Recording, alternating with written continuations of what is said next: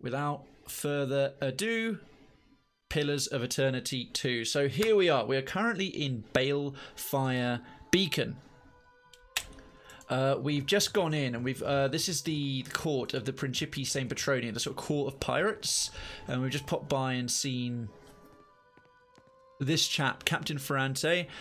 Hopefully the background music's at a suitable level, because this is just the game background music now, and he's given us a rather unfortunate quest that involves potentially working alongside slavers, and slavery is actually illegal here at the Deadfire. Oh, lots of beeps going off. Now then, I actually want to see if I can find it what it was. Bacana, that's Bacana's observatory. A small island due northeast of Nekataka, although that one's way too high level for us. Dunnage, return to Iron Gut Pietro. We did that.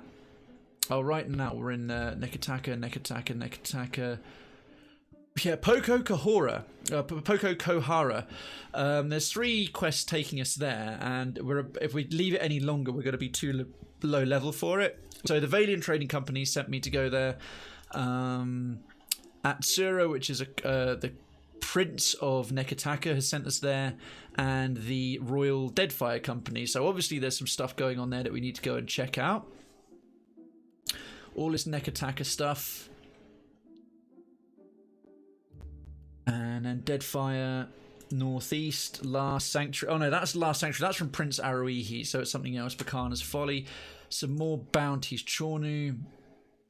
North of Nekataka and south of Sayuka. I'm tempted to hunt him down. Biakara. Northeastern coast of Hasongo. A Distant Light. That's also... Yeah, Hasongo is a major thing going on. Bounty. Duagas the Ascetic. A shrewd... Yeah, here we are. This is the one. A shrewd proposition. Captain Ferrante has a wealthy contact of his business dealings with the slavers of Crookspur. However, recent troubles with the locals have affected their trade routes. This contact is willing to owe Ferrante a political favour for assisting the slavers. However, as slaving is a crime within the Principi, Ferrante has asked me to discreetly smooth this problem in his stead. So basically, Ferrante is trying to get around the rule against slaving in the Principi by using me. So sail to the slaver port in Crookspur. I am very, very tempted to go there and like wipe a lot of them out. It is a bit high level though. And then we've got another bounty. So I'm generally thinking right now Port Kohara, terms of trade and all this kind of stuff. Recommended bringing her. And dim prospects, yeah, bringing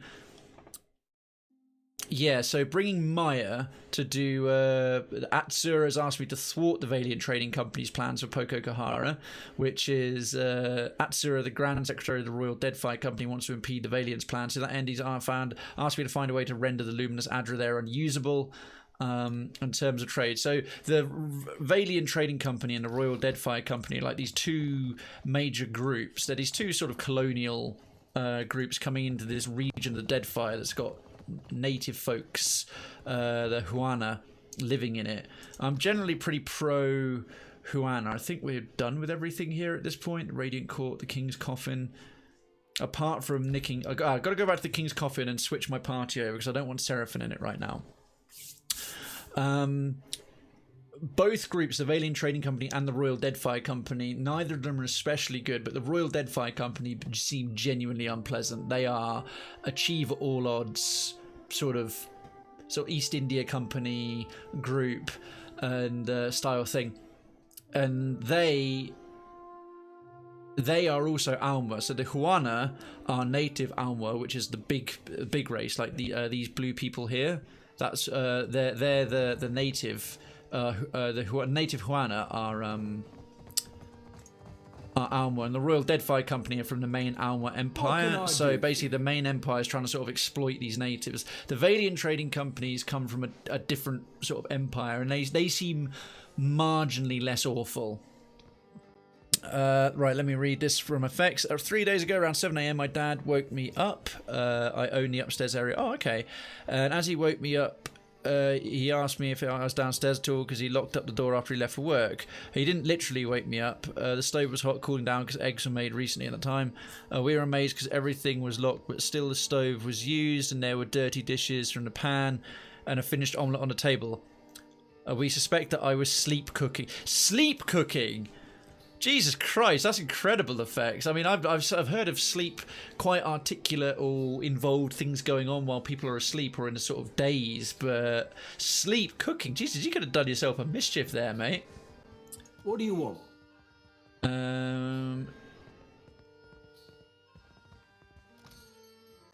Sailor 5 glass. Ah, damn it. I was going to say seasoned navigator would be nice, but I'm trying to see sailors have only got one thing so I can max them out. Anyhow, yeah, party management. I'll be shoving off then, Cap. And we'll have Palagina back. At your service, Watcher. Sleep cooking is a thing. Ah, okay. I can imagine it would be because it's when you think about it, cooking and making your food and you know just to feed yourself becomes, even if you're not very good at cooking, becomes a very, very well-trained basic skill. Let me just check we've got the right equipment on and all that jazz. Now we've got Palagina back. Yeah, that all looks pretty solid. Well, let's have a quick look at her personal inventory because she can use pistols as well. What's that? A blunderbuss. Let me just have a quick look at her weapon specialties. Does she have a pistol specialty? Yeah, pistol. She's got a blunderbuss right now, which isn't a blunderbuss. A short blunderbuss isn't actually a pistol. Great sword, mace, regular sword, and oh, she can do it unarmed. But yeah, she can use pistol. So this one right now is a one-handed blunderbuss. That is total crap. Let's get rid of that, and we'll give her the exceptional pistol. And we've got the Azure Blade, a unique dagger. Otherwise, we're not rocking a great lot of stuff right now. We've got this rare upright captain's belt. Does she have a belt on at all? Munan's broad belt for +2 athletics. I think this one's actually better. Immune to push and pull effects, +1 constitution and grants hold fast. Wasn't I going to give that to Adair? No, that's that one. Right, well, she's definitely a secondary tank. Juana Charm Belt, 50% stride, +1 survival. Well, that gets Krayven moving faster, but actually this belt is... Plus, he's the captain. The upright captain's belt is definitely better. Just check everyone's... Oh, yeah, see, Aloth's got some space for some more stuff. Have I got... I'm sure I have another figurine or two. Figurines are cool because you can summon additional things to them. So flint and tinder. Yeah, like this Deadlight Horn. Which, oh, that's not actually it. Torn Scrap. The Triumph of Dicula. Oh, it's a quest item. Didn't know why I've got that. My reagents.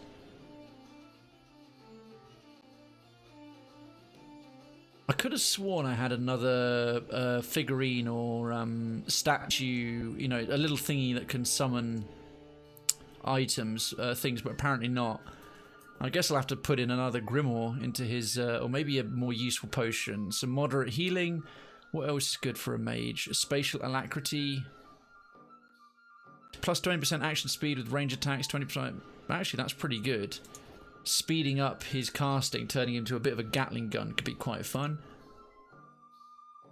Oh, he hasn't even got a belt on.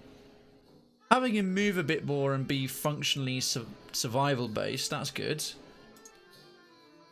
Yeah, bit by bit, we're actually filling everything out quite nicely. Could do with a trinket. I make it look better by comparison. Ha! Make it look better by comparison, sure.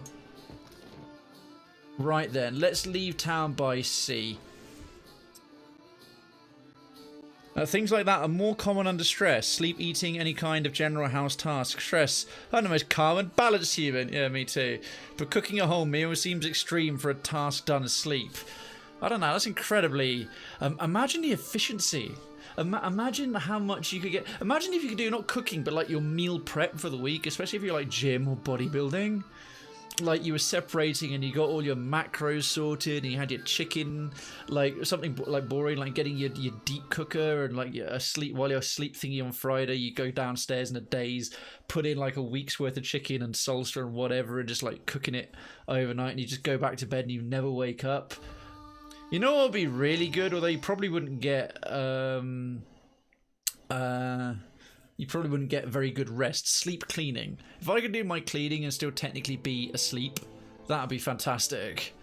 You can tell you're self-employed too. I had these exact thoughts when I found out this was a thing. It's little giveaways. I clearly work for myself. An important missive from Captain Aldous. Hello, Lovesome. A wine and blood splattered letter. Why can't you just write a normal letter? Hello, Lovesome. Oh, you got a deal? Another one? Really? Going on with Ferrante to muck around in the mess that is Crookspur Island. Before you go sailing off to do that cockroach bidding, come have a chat with me, would you?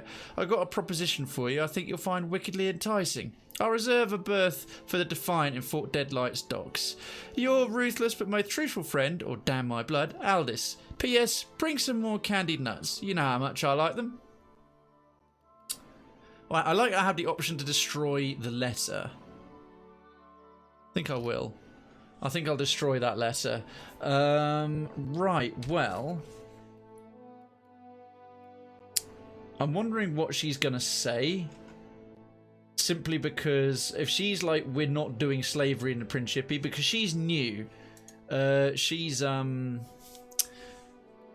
Yeah, shrewd proposition. Aldous is part of the new blood. Ferrante is part of the old blood of the Principi, and still remember where they came from. She's part of the new blood, but if she turns out to be anti-slavery, I might start favouring her. Valiant Trading Company expert captain. Rafik the Redbeard and Captain Thanik. Ah, now hang on. I need to go after a few of these folks, possibly. What does a red... Let me just check my bounties. It'll be classic, because I think bounties, all tasks are bounties. Biena, Katran, Dargus the Ascetic, and Meriel the Mad. I was leaving Port Margie and heading west of Margie Island. Okay, so Port Margie's down here. West of Margie Island is down there. Villario's Rest. So red is the Valiant Trading Company. Gold is Slavers. Green is the Royal Deadfire Company. Blue is the Principi. So Rafik the Redbeard. Purple is Juana. And blue is a generic trading ship. Deadfire Merchant. Alright, this is a known one. Captain Thanik. Nekataka is the capital. Hasongo is there. Crookspur. Unidenta Sayuka, Bacana's Observatory, Matare Okozi, Tikawara, and Harbinger's Watch, Port Margie, Fort Deadlight, a storm, another storm, Valario's Rest, Cavern of Tuk-Tuk, which we went to.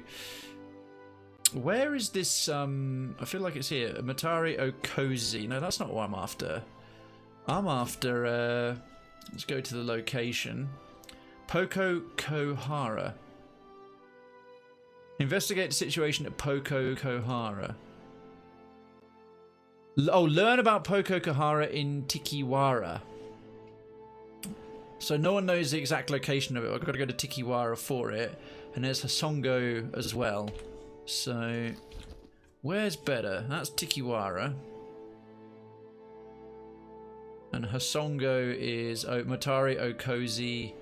Hasongo's that way. Right, apparently we've got to try and do this first. We'd be too high level for it. I'm tempted to go quickly via Port Margie, to be honest. But I'm gonna go down and along. Try and catch this bounty that I need to get done. And then come up here. So we're going to do plenty of sailing.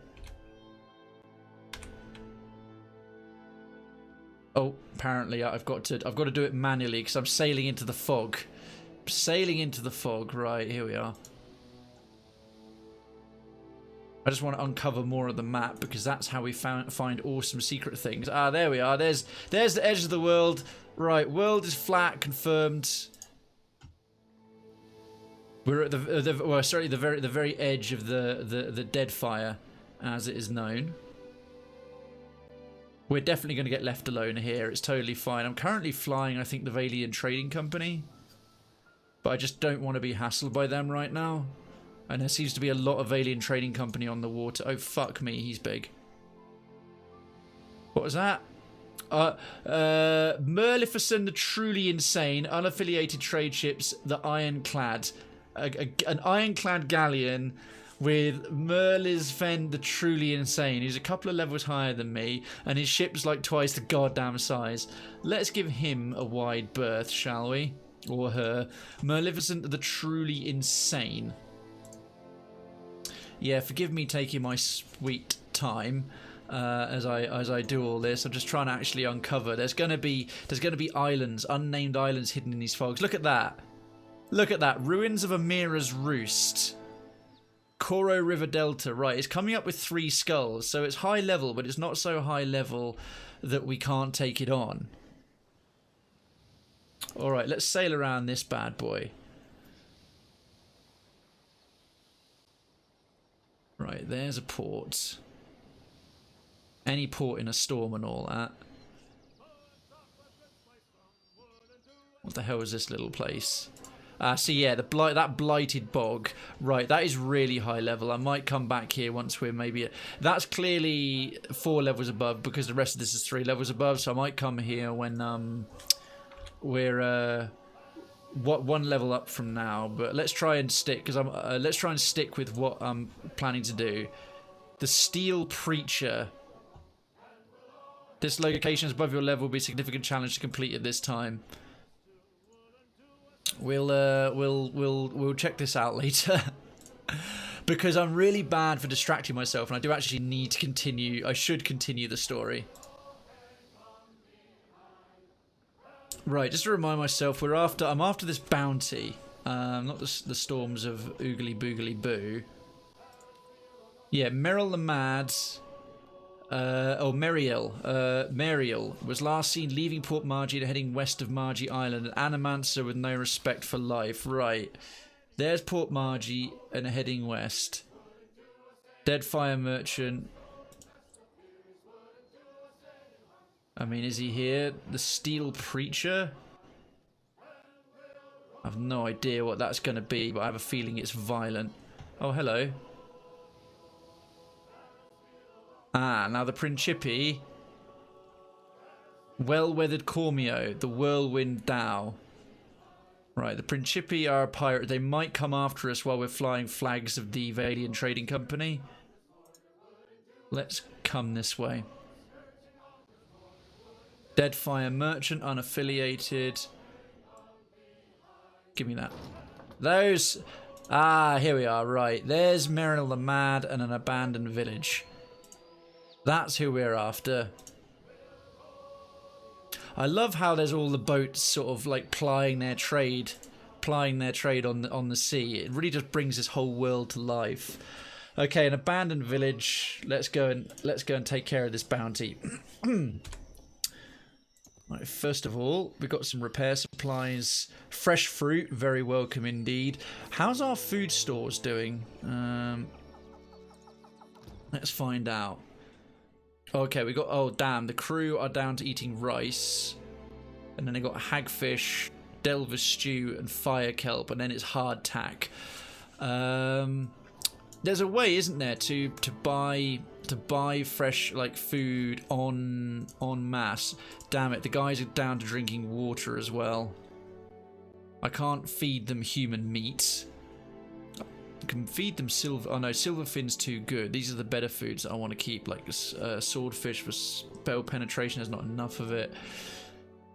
Was it someone said last week? I'm certain someone said last week that you can buy food and supplies really en masse. You don't have to worry about it. Water is healthy. Water is healthy, but the crew prefer booze. Let's be completely blunt. See, this novice cook. He's Raotai, coastal Almwer, but he could become a masterful cook because we currently have... Oh shit, I don't know why. Yeah, because we've already got a better cook. Yeah, he was redundant. How can I sell him? Can anyone let me know how you can actually sell... if you've got sailors you don't really need, Well, that said, I'm currently rocking a pretty small boat right now. It's probably better that I hang on to them so I can fully crew a bigger boat when I can buy one. Excellent, a bit more water. At the end of the day, if you don't have any water at all, you're going to be in a bit of a bad way. Ah, here's Meryl's camp. Right then, first fight of the evening, folks. Let's do this. Let's go and take on Meryl the Mad and his various cronies. I think this will be a pushover now.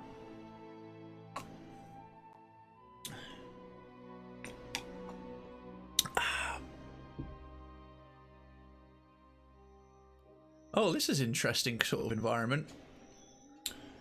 Right, Palagina, I want you about that position. I shall be discreet. Let's be very, very discreet. Look at this. So discreet. OMG discreet. We're not alone.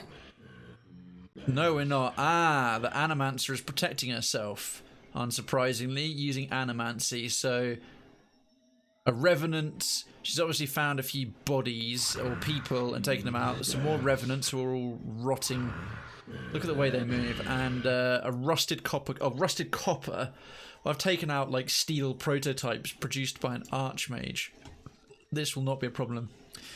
You just get food with +1 morale and water. -1, it will be balanced. What is the type of food with +1 morale, dude? Because yeah, Decadency, you'll know all of them. You'll know all of this. I just want to make sure there's no other nasty enemies kicking around, hiding off to one side. Right, it looks like it's just this lot. Because hardtack is -1 morale as well. So if you're on nothing but hardtack and water, that's literally like water and ship's biscuits.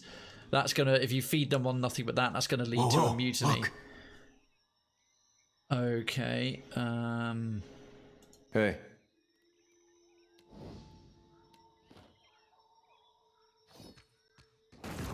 There we go. Who gets to go first? Krayven. Now, he's not as pacey as he used to be. He doesn't have quite the reach with his... How far can he get? About Be right there. Oh, that voice is so much better for him. Right, at this point, actually, I might do Ivory Worm Figurine. 1 per rest. Yeah, go on. Put it right about there. Okay, good. That summons a couple of little dragons that can pester her, because Meryl the Mad's going to be a caster. And that'll be about... In fact, I will start Enduring Dance up now. What can I do you for? So yeah, Decadency, do you know... Sorry, by the way, if I'm interrupting your holiday with any questions, feel free to just say I'm just chilling at the moment, dude. But do you happen to know how to buy... No, stop. Yeah. Stop All running. right. Oh, that stupid path thing. That better not have used up all of my movement. It did. It used up loads of it. Damn it. That's not fair at all. That used up like tons and tons of my... actually, until we get in position, it's not worth doing casts over time. How quick's that going to be? Oh, actually, I can get 3 of them before they get to move. Yeah, go on then. Thick, Worthen, Roth. Problem is, she's blocking the way now, and his Adair's charge. Okay, so end turn. Aloth, come up behind her. Wait, and expose vulnerabilities. Okay, yeah, he can. That'll come off as first as well. Put that there. I am ready. Problem is, Palagina is she can't move past Adair at all. Or can she? Nah, the pathfinding's buggered. That was stupid. I ended up trapping her. Okay, what's she got in her backpack that she can use? Potion of Elemental Defense. Why not? May as well make the best of a bit of bad positioning. Let's have those spells go off. Boom. And That's it! that was a nice crit. Yeah? Alright, Adair. Ah, now. See, he can come to... about there. Technically he's engaged, but I can charge him this way. which can graze and stun both of those. Turn him around and activate Vigorous Defense and put him on counter stance going one-on-one. Let's deal with her first. Oh, I could have pulled the rest of them in. Oh yeah, she's going to go down fast. She's going to go down very fast. They did barely any damage, almost already a quarter of her health long. We're going to one-shot most of this. Wow, those Revenants are really pasty. So I wanted that thing stunned, as he's the only one who's even the slightest kind of threat. They're hitting our dragons really hard. Wow, how effective. And that Revenant, they really do not cover a lot of distance. Grazing and missing the worms. Okay, Aloth, mate. Get to there. Oh my god, the pathfinding here is bugged to hell. Nope. What? Oh my god. That was ridiculous. It just jumped to the other kind of pathfinding and screwed up that. Right, let's immobilize basically all of them. Worth and rough.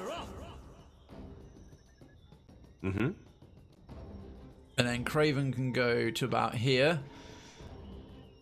He's got his Enduring Dance up already, his Hold Fast, Swift Flurry, Thunderous Blows, and just probably won't reach. There's something you don't see every day. Didn't quite reach there. Wow, his voice is so manly man now. It's what can great. I do you for? You can do me for. Right, he's barely hurt. That thing's already bloodied, so let's finish it off. Lavaru, be on seek. What do you need? Good question. Another charge to here, probably go down fine. That's right. Right, so he's currently immobilized. Little flurry. Well, that thing's stunned. Let's change stances to not defender stance, mob stance. May I be a candle in the night. Right, Palagina. Oh my god, the pathfinding here is a bit thick. She's not going to do a great lot this fight. Let's at the very least Wrath of the Five Suns on this Death Muppet. to those who oppose the Republics. That stung. Christ on a bike.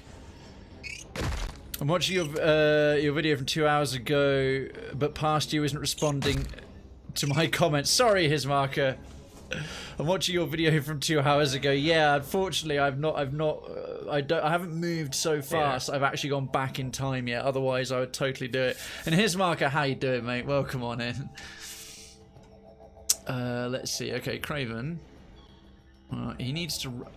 If I can do this right, because he's still pretty quick. He's got such high dexterity. Ooh, yay! Right.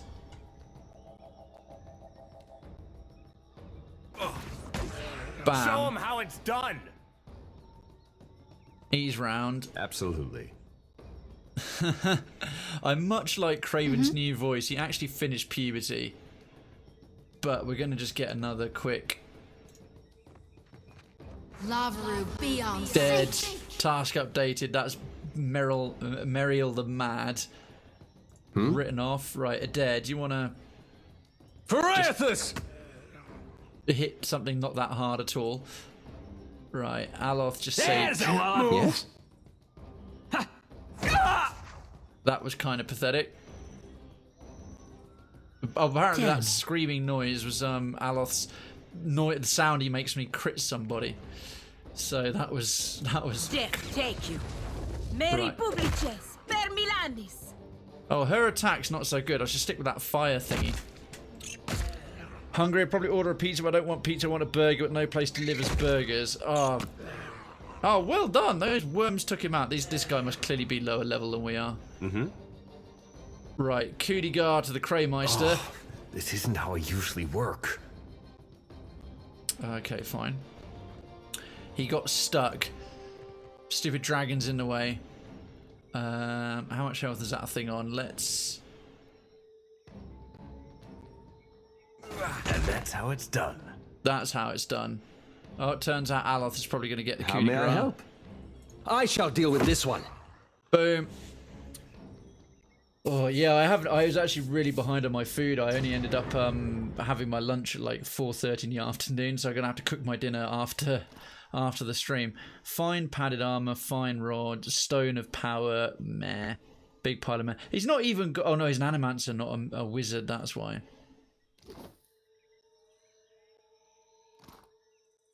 The pyrite and the binding copper's welcome. We got an update there on Meryl the Mad. Queen and Squirt will pay evidence, counselling for evidence of the death. But okay, don't we get to collect the head or something? There should have been an item there called the head of Meryl the Mad, or did it not come up? Return to Abaco. The wild mare and Queen's birth. Right, we'll head back there later. I think you need to turn on veteran.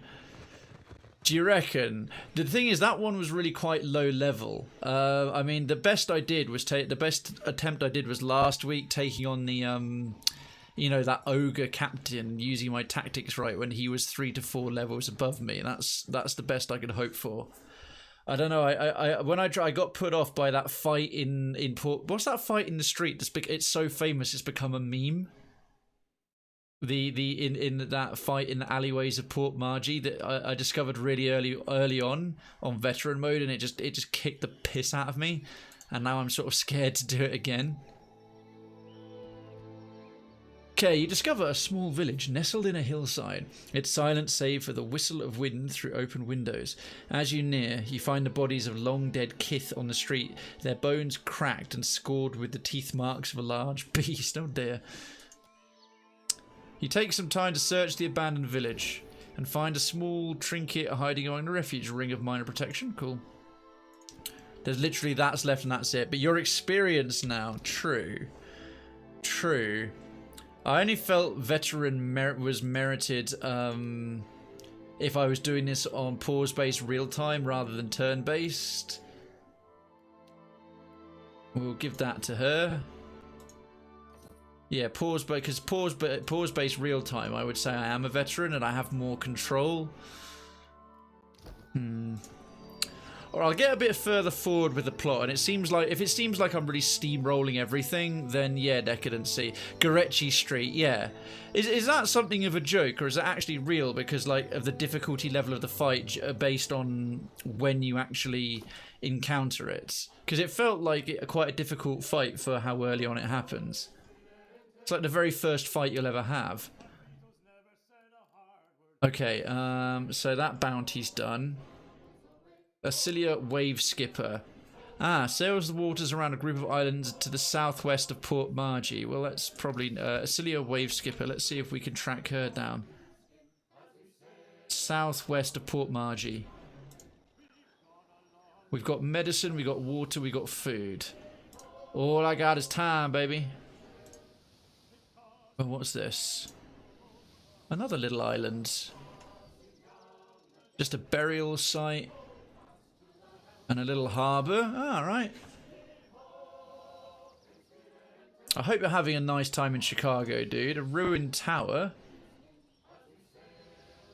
Oh yeah, +1 morale for fresh fruit. So that's what I'm counterbalancing with. Right. We'll quickly dock here and see what we can loot up.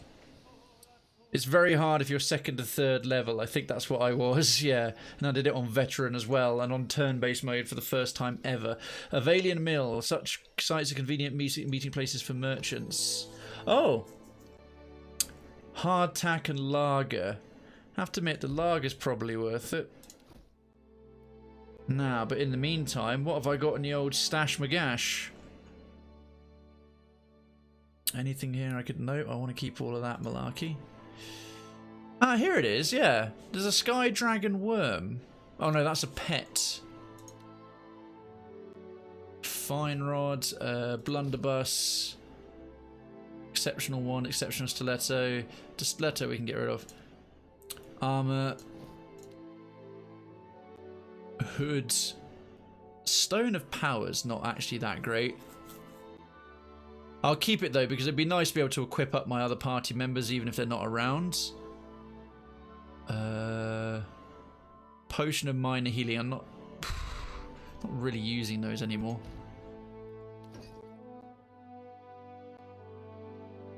Stun Bomb. Whoa!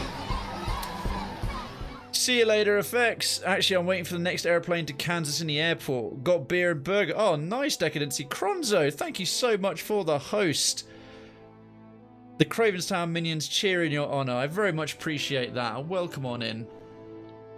As I know that'll be manual because the auto host ones don't go off for obvious reasons. So Cronzo, I hope you're good. Thank you so much. Any amount of this we could... No, that is all useful stuff. Long time no see. Has been a hot minute. It has been a hot minute. It's a pleasure to see you back in the chat, mate. I am very well. It's been a pretty productive weekend. I've had some downtime. I've had some ups and downs. Wow, I've got a 50% discount on items. That's good.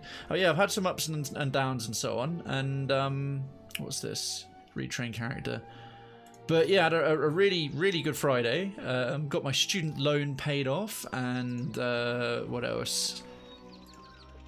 Finished a huge spring clean I've been doing, and some bits and pieces like that. Been working on expenses today. And yesterday just took it a bit easy after unfortunate technical issues prevented a charity stream appearance. Ooh, 11 ale. I'll take that for the ship. That'd be awesome. And built myself one of my Lego sets and binge watched the first season of The Boys, which I heartily recommend if you have Prime. Work has been destroying you.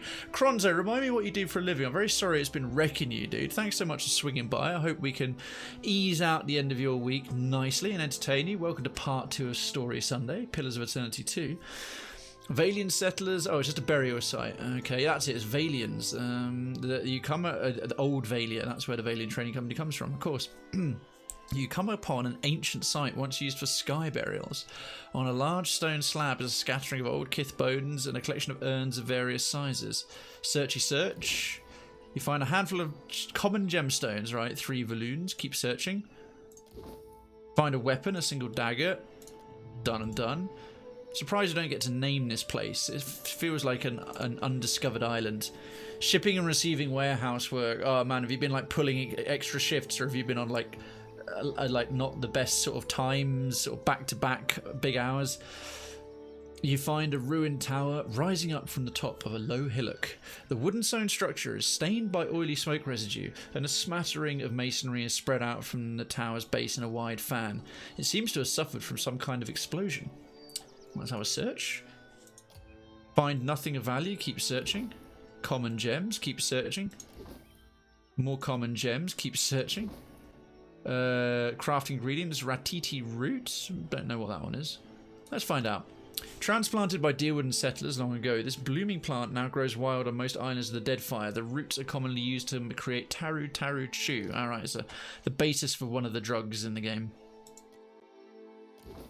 Scroll of Winter Winds. Not bad. Done there. Ah, now, who's this?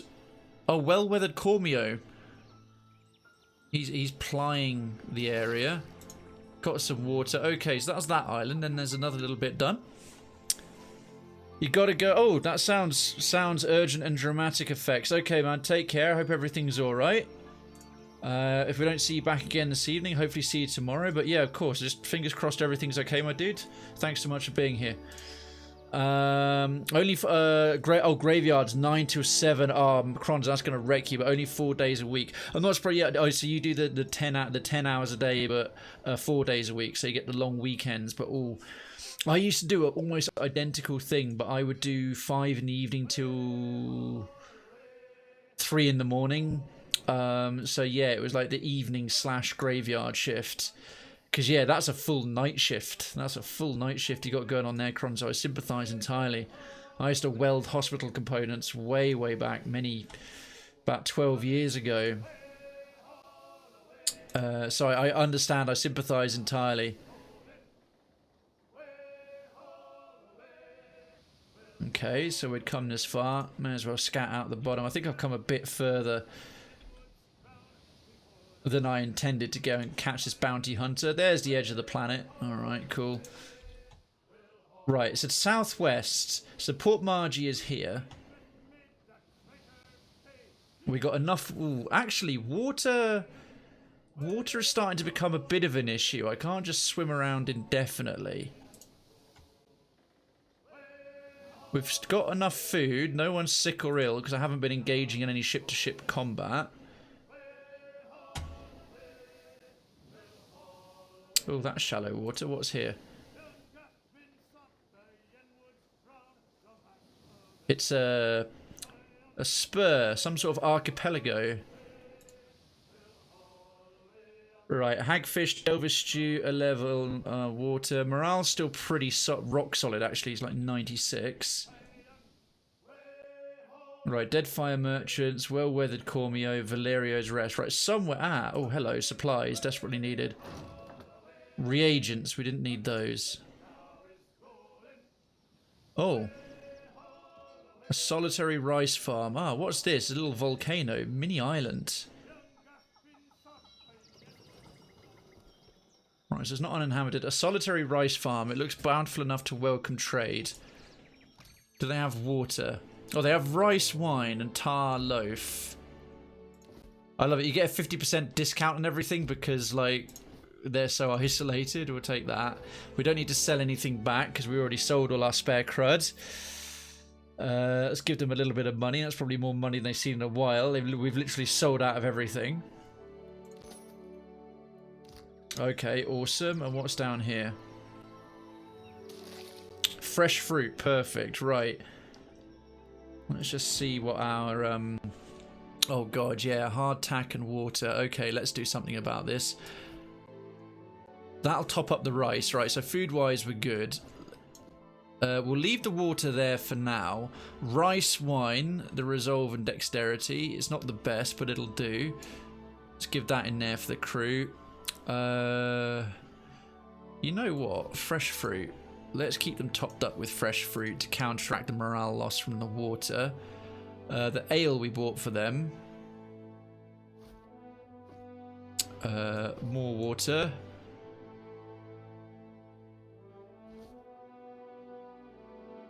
And let's get the hardtack to the back. Okay, cool. Our situation is not quite so dire anymore. Good chunk of water and food. Nothing really on the other side of this volcano. Makes sense. Oh, God! Him back, baby. Pride Wingle, crave one legit Pride Winger. Welcome back, Darkers. So anyways, nice to see you again. Glad things go well. If you do need to take a nap, been up since 8 PM yesterday, went to work, got off at 7 AM. It's now 1:30. So Cronzo, sleepy, have a great stream. I'll try and stop by more often. Awesome. I look forward to seeing you, Cronzo.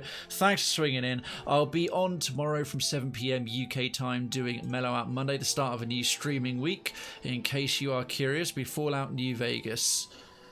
Get a good, have a nice rest, my dude. Darkins, thank you so much. The 75 biddies. Welcome back. Right, where are we? We're in the Kangati. Acilia ways for Principi, the River Dragon, a Voyager of some description. Let's not crash into them. Oh, we've discovered the such and such islands. Ah, right.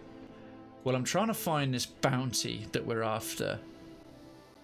There's a very quick stop here. Get whatever this is. Repair supplies. Oh, fantastic.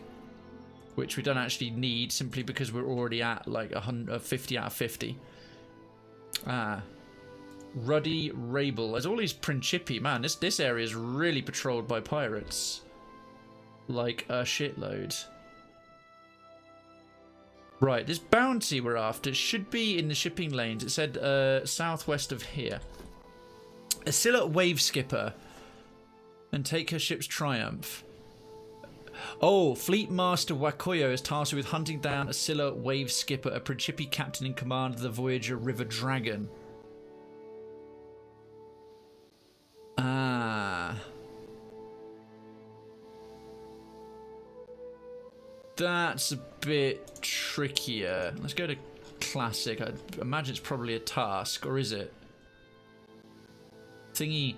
Ah, no, that's for the Royal Deadfire Company. Oh, my bad. Yeah, I don't want to end up on bad terms with the Principi just yet.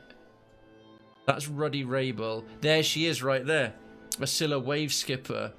Ah, fiddlesticks. See, I thought that it was a just a generic bounty, but it's very clearly not. Okay, right. We've done all that whole bit. Tikawara. It's high time we went over to Tikawara, so let's go along the south. Fairweather decided to go and get the new Fire Emblem game. Awesome, Kronzo. That's really kind of you. If you, even the lurks really helped. The lurk support is very much appreciated. Oh, that's where we first landed, isn't it? Valerio's Rest. What is the new Fire Emblem game, Darkens? Let's get whatever these are. Oh, medical supplies. Perfect. We could do with a few more of those. Going to be a few more days sailing. Apparently I never picked up whatever this is, which we can't get to. Oh, the Engwithan dig site. Ah, I didn't quite find it. Yes, there's the footsteps of Aethys. Just for the size, his foot is the size of my whole ship. And mine is not a little ship. It's a good ship. Oh, hello. What's here? Again, this place has clearly been discovered. A solitary rice farm. Always good. Quick resupply. Perfect. Keep everyone hammered on. I love how water, booze can count as water. Booze can literally count as water, even though if you fed your crew nothing but booze, they'd all be dying of, like, dehydration. Right, loads of rice. Loads of tar loaf.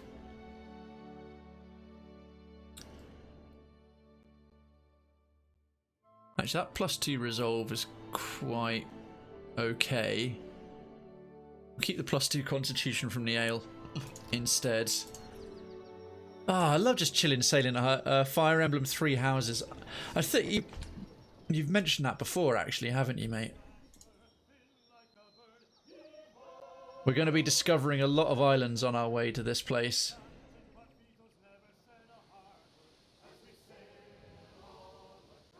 I love the shanties.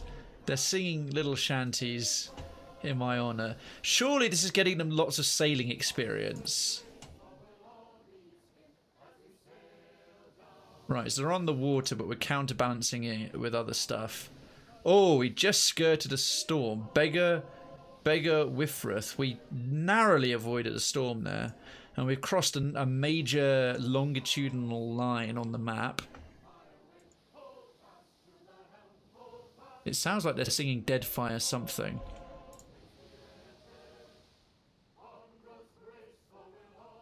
Alright, this is a huge body of open water we've come across. Aha! Yay! Something. We're nearly at our destination as well, so let's scout it out. With just a single solitary ruined tower. And thus, for the ruined tower, we shall give a single solitary fook. Let's see. A narrow wooden tower rises high above you. Above the door, at its base, hangs a carved and painted mural of Amira and Ngati engaged in fierce battle. Which one's Amira again? One of the most important deities of the traditional Huana pantheon. Alright, so Hylia. So especially Hylia and Ondra. The tower lists heavily to the side, just a few feet from tumbling over entirely. Searchity search. You find a tattered grimoire. Nice. Some Ondra Tara. Excellent. There's a few gemstones. The grimoire is quite a nice find. Hopefully it's got a spell or two in there of note and worth. Alright, that's just another little spit of land. Oh, hello. There's another little spit of land. And that is some ready-to-go supplies. So that's going to be fresh fruit. Ah, lovely. Can't beat a bit of fresh fruit. Just landing and raiding oranges and shit. Oh, ale. Oh, yes. Fruit and ale. This is my favourite island. Fruit and ale island.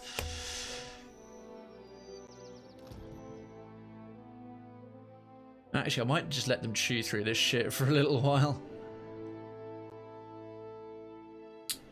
got loads of it. Right, we're fine. We're good.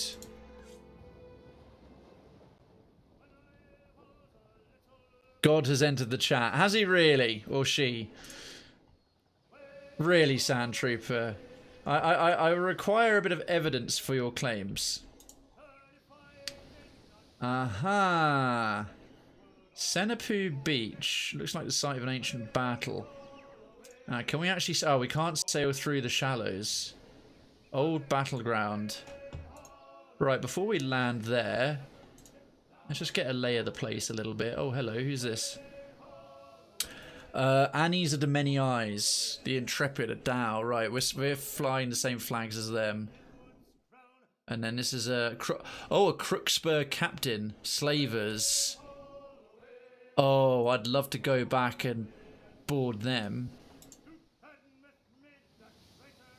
Oh, they're too far away for it to be worth it. Right, let's just do some Tikawara. Let's do some proper content. We had to go here. Now, I'm just going to go back to location. Yeah. Terms of trade. The Storms of Poko Kohara. So,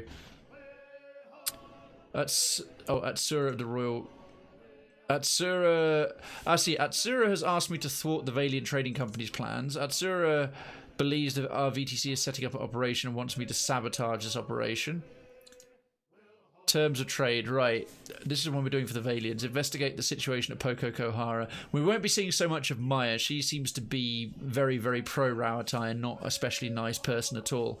I mean, she's nice enough with her pet Ishi and all that, but she's all business all the time, being pro-Rawatai.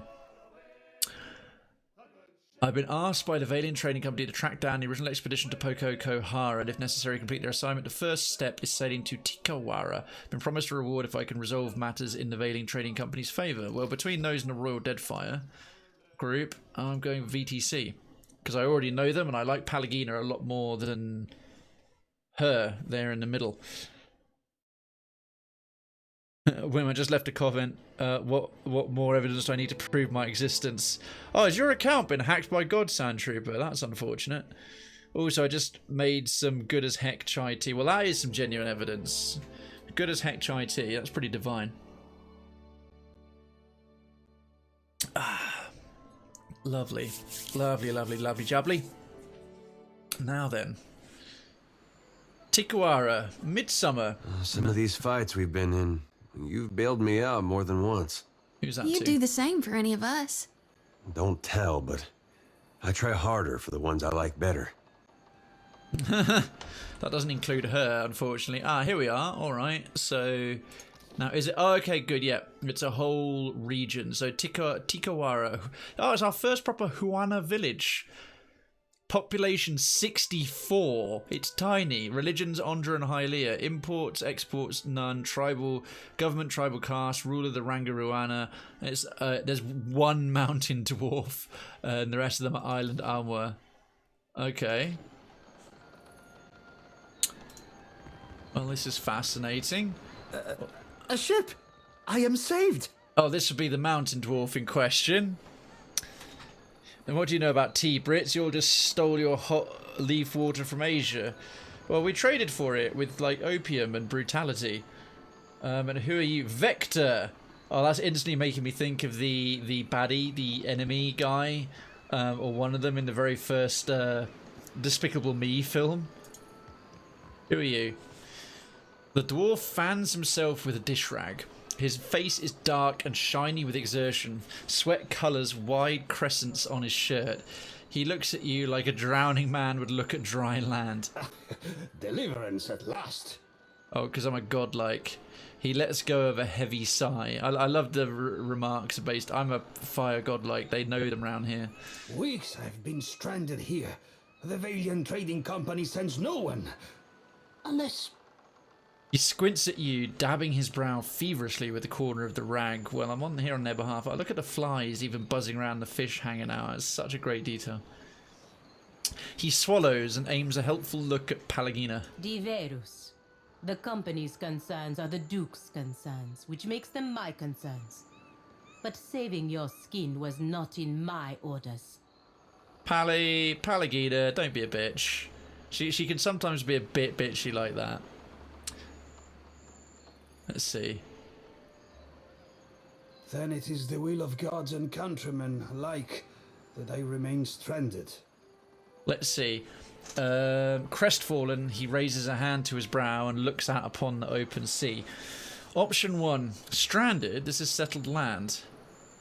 The white that wins. Oh, if I was from the white that wins. Oh, he's a mountain dwarf, so yeah, if I was from there. 3, they hired me to find an expedition. I take it that means you. 4, lie. No, sorry, no idea what you're talking about. 5, no one sent me, I came on my own. Well, stranded. This is a settled island. By whose standard do you call this settled? People live here. With an anxious swallow, he glances over his shoulder at a sleepy, ramshackle village. His gaze darts from one grass-thatched hut to another, as if expecting some unspeakable horror to emerge. All right, I'll follow his gaze, look at what he's looking at. He isn't fixating on anything in particular, but his eyes widen with unease whenever one of the island onward draws near. He flinches and clears his throat. Oh, no, Darkins, I didn't say she was a bitch. I said she can be bitchy. There's a distinction.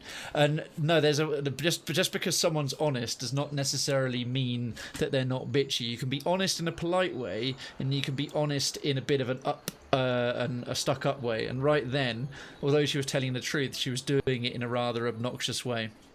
That's why I called her on it, quite rightly. Well, yeah, sorry, Sand Trooper, you've got to do the quote and then add a space the thing. So you missed out the word add in between quote and what you quoted. I only tarry here because my shipmates went to Poko Kohara to search for Luminous Adra. He brushes an insect off his sleeve. Ah, right, so you are the remainder of the expedition. I worry that Ruano, the local chieftain, gave Captain Bez and my crewmates a false lead. He knots the rag in his hands, pulling it taut. Why would he do that? Why would I go bobbing for reason in shark-infested waters? He waves his rag like a handkerchief. That's not an answer, mate. Ruano was the last to speak with the captain before she set sail. He squats in the hot northeast of that pitiful market. He nods toward the gutted hull of a ship. I would have joined her, but my stomach... something did not agree. Now it is weeks since they should have returned. I'm only the galley cook, not a search party. He nurses his stomach and winces. Let's see, I'll keep an eye out. Maybe they found something interesting. Oh, I've got a skill check. Vector isn't a valiant name from my history skills. I imagine the company will pay a bounty for word of the expedition. 4, here's to hoping your crew makes it back. All right, other questions. Well, Vector isn't a valiant name. Group. My grandparents gave up their nomadic ways when they moved to the republics. Ah, right. So Pargrun is a name denoting any of the nomadic tribes of mountain dwarves. Okay. But I see the appeal of staying in one place, one safe place. He dabs at the back of his neck as he glances around. Let's see. I imagine the company will pay... it's not really... I'll keep an eye out. Maybe they found something interesting. Agrasima, this is hope to my ears. He sighs and bows stiffly. Payment is assumed with the company. They are quick to buy what they do not have. He nods, the first signs of relief showing in his red-rimmed eyes. So what has you so on edge? When we landed on Tikawara, the chieftain gave us a welcome feast for the dukes. Uh-huh, and then? We feasted, danced, drank, and slept. Only so we could feast, dance, and drink more. The ghost of a smile flits across his face. No, Sand Trooper, not at, add. ADD. So if you want to add a quote, it's quote, space, ADD to add, space, open the quotation marks. We traded it for open brutality, close them. This location is in the closed beta. Really? Cool, Decadency. Yeah, so that whole way of adding quotes is generic to everyone who uses Streamlabs chatbot. Good to know your priorities were in proper order on company time. See, now that is some deserved snark. That's less bitchy. That's the fact that she's dutiful, and they came here and just carousing and getting pissed is yeah. Now see, that's a fair comment. Her dark eyelids droop over her golden eyes, glaring at the sweaty dwarf. Tell it to the captain. It was all her idea. Uh-huh. He steps back. He backs away a step, hands raised. Bollocks. Insight check. I always try and take those with Krayven because that's like his main secondary stat. You're awfully busy for a man claiming to be ill. Poko Kohara. Music and ale are medicine for the soul. Perk and Plankanet is a Valiant term meaning literally for mercy or for little mercy, which is taken as come on now. He pats a hand over his heart and gives you a sheepish look. Yeah, whatever, mate. Even so, they did nothing to soften Anaharu. Who's Anaharu? He said we had come to rob and plunder. He and Nairi turned the villagers against us. He wipes a fresh rivulet of sweat from his temple. I mean, I'm willing to help the Valiant Trading Company, but I'm still much more pro Huana. After that, we slept on the boat and took turns watching the shore. Except for me. I had to rest and recover, of course. Of course, he coughs. But in the early hours, our lookout Soruano and Anaharu disappeared together. Where did they go? I am sure I do not know. All I heard was that they left the village. Interesting. There you go. Now something terrible. Terrible that now sounds terrible as I've said it. Has been another out of context quote has been added to the lift. Marvelous. Shit me sideways. Yep. And by the afternoon, only Ruano returned. Okay. Now no one here will even talk of Anaharu. Suspicious, no? Perspiration gleams on his forehead. Our captain was eager to leave before the winds changed again. You mentioned Nairi. The priestess. She imagines me in the jaws of our fish goddess. I know it. He fans himself even more rapidly. She lurks in the shrine next to that awful statue. I cannot stand her wicked looks, but if she does not scare you, then maybe you talk to her. I need supplies. The captain left all but the essentials with me. I have sustained myself trading with the villagers. Ekosi, but I'm almost out of ale. He gives you a weak smile and shows off his wares. What have you got? Oh, well, he's got limitless water. Right, I am buying fucking loads of it. Because it is cheap as chips. So that's going to cost me about 1,000. Or 950. Oh, I've got a little discount from him. Okay, cool. That's plenty of water. Absolutely fine. Might not do so much for the morale, but even still. Akina's Tricorn. Oh, nice. +5 ranged accuracy, -10 reload initiative. That's actually pretty good. Pity I'm not using any ranged folks, because that's just like some straight up positive perks. A sailor of alien descent, Akina the Gaunt, a moniker she earned for her unusually lean frame, came of age in the living lands. Raised among ravenous beasts and carnivore plants, the young dwarf took to the arbalest and arquebus shortly after she learned to walk. By the time she went to sea, she was one of the quickest shots around with either. The impulsive Akina soon fell in with a ship granted a letter of marque by the Valiant Republics to counter Principi predation in the Deadfire. Though she earned her repute by the speed and accuracy of her shots, pirates around the region knew her almost as well for this hat, a sharp piece of headwear preserved with the fastidiousness born of the knowledge of that few things pose greater danger than equipment ill-maintained. I like that story about it. I'm almost tempted to buy it for that, but it's a bit of a waste of money. Storm Turner Cloak. Oilskin grants armor rating against water attacks that increases as the wearer loses health.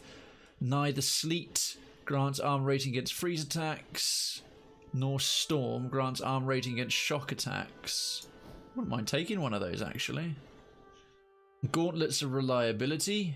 15% of misses converted to grazers with proficient weapons. They're so-so. Don't think I've got anything really to trade with him. Oh well, this dagger and Actually, sod it. I'll get rid of the exceptional wand. One of these stones of power as well. It just softens the blow a little bit. Scroll of Winter Wind's actually not that great.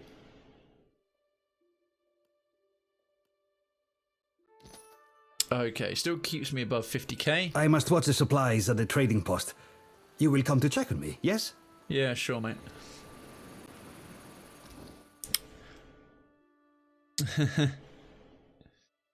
Darkest makes sense. He gives you a weak smile as he shows off his wares. I'm not orange and I don't like it. Someone wanked off a Night Stalker and collected his cuff. You know full well that these are in context, okay? They have a context, and you'll deliberately freaking quote them out of context for shits and giggles. For shiggles, as it were. A priestess so young. Is it really? Age is no assurance of wisdom. Remember Anna? Still your tongue. Amira's winds will surely carry your words. They're very well spoken for like island people, because that island guy outside the VTC, he had like a real native accent. Small fish, more bone than meat, dry on the rack. Their eyes are sunken and their scales are dull. More bone than meat. Yeesh. Ugh. No fun. Right, let's check out the rest of this place properly.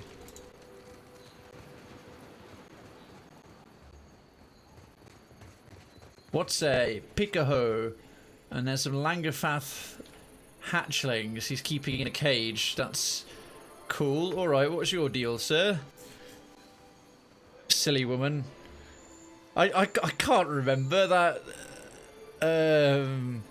When was that? That was quote 44. That was, well, obviously from Fallout New Vegas. That Night Stalker one. There's this little jar, and it's called like Night Stalker Leavings. It's literally, apparently, where they're ground down, like, and their pure essence is taken out. But it just looked like this kind of weird jar of, well, jizz. And you could come across Night Stalker claws and Night Stalker brains and all these bits of them, and then there's this weird, and it was this stuff was called Night Stalker Leavings, or it had like a really ambiguous name, and I just sort of said, oh, someone just wanked off a Night Stalker and collected its cum, like Animal Husbandry, and then someone took it as a quote. The Cancer Dragon. Well, that was the first time I was fighting Grim Matchstick in Cuphead, because that entire fight is just absolute AIDS. Silly Woman. That was where I think someone was just getting in my way in Fallout New Vegas. One of the companions or someone was just constantly, or some NPC was constantly blocking me, so I called her a silly woman. Quit your chirping. I have no fish for you. Cupping your tiny worm-like genitalia. Oh, that would be some NPC that was getting on my nerves when I was playing this. A fisherman lowers his head in greeting and wipes his hand on his sarong, which is mottled with fish guts. He doesn't meet your gaze. Charming. What can you tell me about Tikawara? The high tide is stingy with fish, and the low tide even more so. He points down the beach to the lonely rack strung with a few scrawny fish. And the village of Tikawara was recently founded by a small Huana tribe. Though the location has limited access to food, it is close to the legendary Ingwithan ruin known to the Huana as Poko Kohara. Ah, it's an Ingwithan ruin. Why are those Langafeath caged? Himuihi and the other Mataru found them when they explored the island. Himuihi. He looks at the creatures with mingled trepidation and disgust. They bare their teeth in response. Flies buzzing around their clouded, gunky eyes and the dull patches on their scales. Said maybe we train them to build. And if the soil and sea are misers here, then we eat them. He shrugs, scratching his incurved belly. Yeah, okay, these folks are pretty hungry. I do not believe I have ever experienced hunger so great that I would resort to eating Lagufath. Lagufath. A shiver sends a ripple through Palagina's feathers. He blinks at your companion impassively, glancing toward the sea with an air of mild impatience. Interesting. Oh, just a nice little bit of flavour and lore there. That was good. I'll quote through. Oh, yeah, quote. Let's see. Quote 2, fuck sticks, you stupid English crumpet munching teeth sucking fuckwit. Oh, that was when I did a quick load, a quick save after getting through a particularly difficult bit of Conker's Bad Fur Day. Right, Raparu worker, Kuaru, yeah, because I got all these castes. So Kuaru are like the artisans, the Raparu are like the poor, but they're treated nowhere near as bad as the Raparu in Nekataka. This is woven from Kuara reeds, a hardy but flexible material smelling of sea salt. Oh, filthy lizards.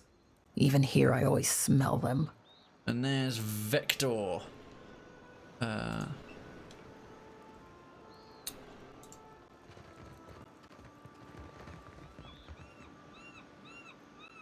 Small crustaceans skitter across the rocks in tide pools. It's like a mini paradise, isn't it? I wonder what's in these orbs. Some kind of bioluminescent being. Okay, they look like to be a named NPC over there. I have no bollocks. I don't remember what that was in reference to, but yeah, if you want to get them, he's had the Red Plague all his life. It's called being ginger. Yeah, the first time we had a character get the Red Plague, I think it was Redweir's character, his Crusader, got the Red Plague, so of course I made the crack that he's had it all his life because he's ginger. And it was the funniest joke ever made ever. The woman stands outside the half-finished building, arms crossed, as if in protest of any shelter it might offer. She looks like she's scowling, but the scars on her face make it hard to tell. An outsider in Tikawara? Who are you, stranger? Her hand strays toward a hide belt, cinched tightly about her waist. The Valiant Trading Company wants me to look after their investment. I'm just passing through. I'm anxious that you're looking combative already. I'm Krayven, captain of the Defiant. A captain? If you had sailed downwind of the island, you would have moved on, I say. Uh-huh. I tell Renga Ruano that the stench of Tikawara will drive away friend and outsider alike. Do you smell it? Oh, I love this. What are you talking about? My friends here promised they'd bathe before we left port. I could drop all my companions and make it look like they smell, to claim that they smell like shit. 4, smells like a beachside village to me. Or 5, I don't smell anything. Smell the air. 4, Lagafath. The odour suggests they're young, still hatchlings, and in distress. The words of a skilled hunter. She nods, impressed. I am very skilled. There is no food on this barren island that those monsters do not steal. Her scars are like seams tugging her face into a scowl. Yeah, but how could you say no to those little faces? He loves all the animals, even like aggressive sentient ones. Always they circle our village hey, looking Duncan. for weaknesses. Thanks so much for lurking. I appreciate it, my dudes. How you doing? She shakes her finger, making an argument that she seems to have made many times before. I push the cage with the young ones farther toward the beach, but I smell them even here. Do you plan on doing something about the pests? Or, again, survival for it's no wonder they come here when the beach smells like a Lagafath hatchery. Better to keep them under our thumb than sharpening blow darts, I say. Uh-huh. A week ago, I tracked the fish to Hoina Ravine, so I challenged the Mataru to a hunting competition. My mother's belt for the brood mother's head. Oh, Sunquest grinning, she thumbs the hide belt slung across her waist. It is not every day that newcomers land on our beaches. What say you show me how outsiders deal with Lagufath?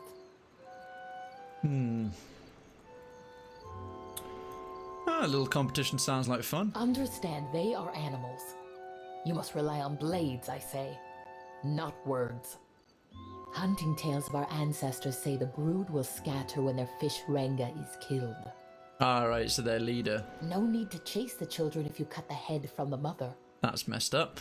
She makes a sweeping motion across her neck. What are you doing with this shipwreck? The Renga wanted a trading post. Let's see. The tribal chieftain. She glowers at the strange building, which appears to be part scaffolding and part shipwreck. He said it will bring more Valians like the sweaty dwarf. Then they will bring food and supplies and their sweaty money. Alright, so she's very just wanting to be left alone. A shiver of disgust ripples across her face. What's wrong with that? I stand here. This is no job for the Mataru. We hunt, fight, and lead. Yeah, the Mataru, the highest class of Huana society, consisting primarily of warriors and priests. Tribal chieftains traditionally rise from the warrior ranks. The Mataru shoulder the responsibility of governing the other castes and determining the practical and spiritual needs of the tribe. She paces next to the trading post, restless energy practically quivering through her arms and legs. So why aren't you hunting or fighting? What is there to hunt on this heap of rock and moss? No game, only lagofats skulking in Hoina Ravine. Even the antelope know there is no fit home.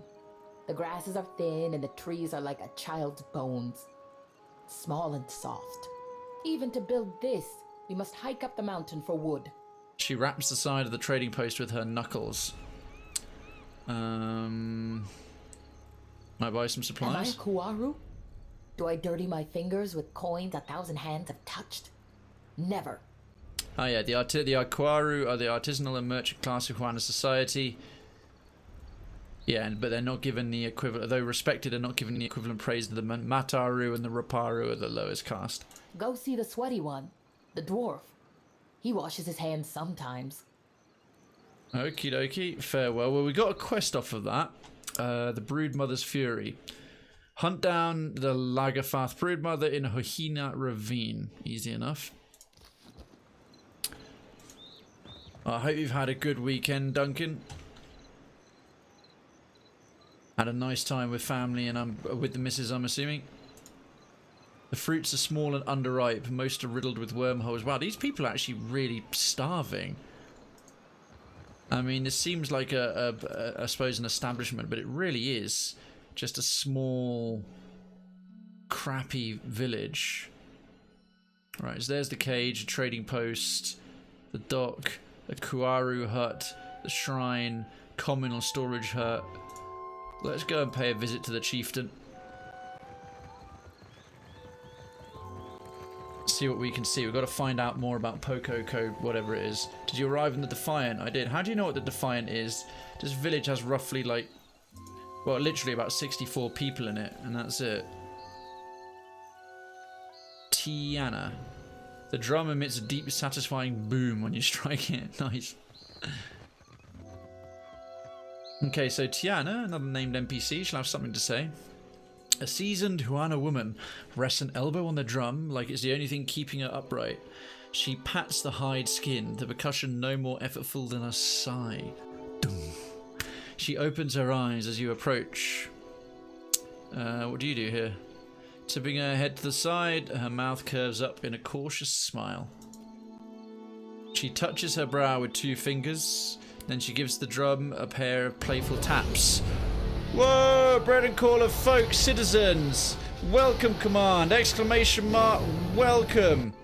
Welcome in Bread and Caller's crew. To everyone who just came over, a legit welcome to you. A legit welcome indeed. Delightful to have you all here. Welcome to Story Sunday. Welcome to Story Sunday. My name is Krayven. If you've not been here before, Story Sunday is a 2-part stream where I do live readings of submissions from my community, and this is Pillars of Eternity 2. I do narrative games for the second part. How are you all doing? And honestly, legit welcome. If you've never been here before, delighted to have you. Thank you so much for coming over for the raid. Rowski, thank you so much for the follow. Welcome to Cravenstown. Residency granted. Let's get some solid welcome to Cravenstown banners for you. And Bread and Caller, how are you doing? Let me just catch up on what you were... Did it tell me with the raid? Oh, sorry, Duncan just said, I had actually my parents on holidays, the girlfriend staying here for the week. We had fun, relaxing weekend so far. Very nice. How's yours been, apart from the misfortunate RBP happenings? Oh, I'll cover that in just a second. Welcome to you, Rowski, and everyone else. Thank you so much. We must get a little shout out there for... It's really nice to see you again, Bread and Caller, man. How are things? Make sure it's Brett and Caller, technically, isn't it? There we are. So, folks, you last seen doing Doom, the new Doom. Are you looking forward to Doom Eternal? Yeah, man, I am not too bad. Yeah, folks, if that sounds up your street, then please go and check it out. Brett and Caller has been a resident and supporter for a long time. Brett and Caller, I actually didn't know you streamed. When did you start? And congrats, there's a good solid raid coming in there. Folks, welcome on over. I got one last small thing. If you just came over with Senor Bredencaller raid. If you could do me a massive solid, thank you all very much. A legit Krayven's Town welcome to you all. If you want to hit that link, then the view will count right away, because otherwise it says refer a raid and doesn't actually count for quite a long while towards the overall view count. So it's a really simple thing and it really helps out. Thank you so much. It's Fizzer. Hey. I want to live locally. Welcome. Thank you so It's Fizzer, thank you so much for the follow. Residency to Krayven's Town is granted. Logic is being prepared. Please ignore the screams. They're screams of joy. You've been streaming on and off for a few years now. I am sorry, I genuinely didn't know. I didn't know. You know what happens when you raid someone? Oh my words! Hit that legit, folks!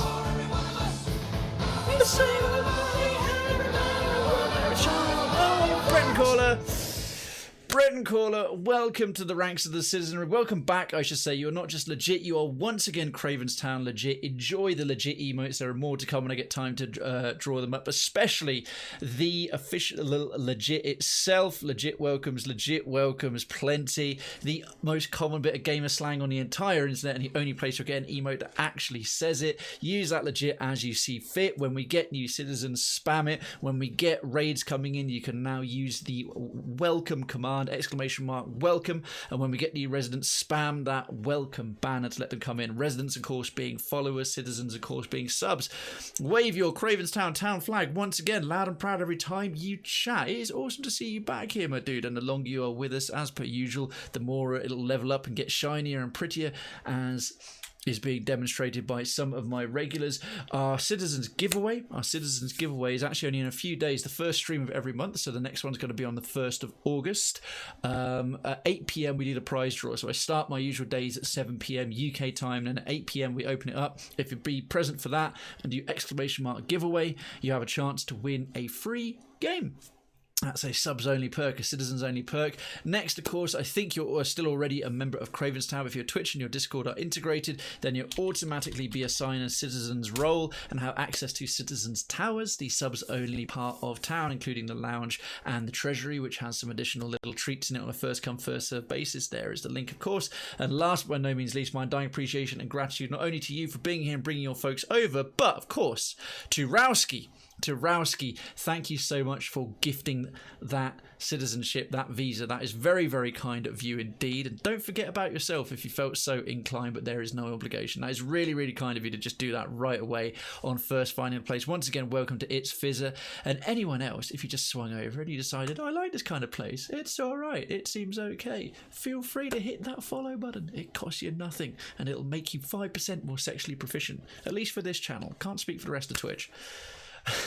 But in all seriousness, it will make you more sexually proficient. And also, thank you very much indeed. I think I missed a thing. That sounds like a very, very nice weekend indeed, Duncan. That sounds very nice indeed. I hope you're having a good time with Doom, Bredencaller. Are you going to get Doom Eternal when it comes out? So, she touches her brow with 2 fingers, then gives the drum a pair of playful taps.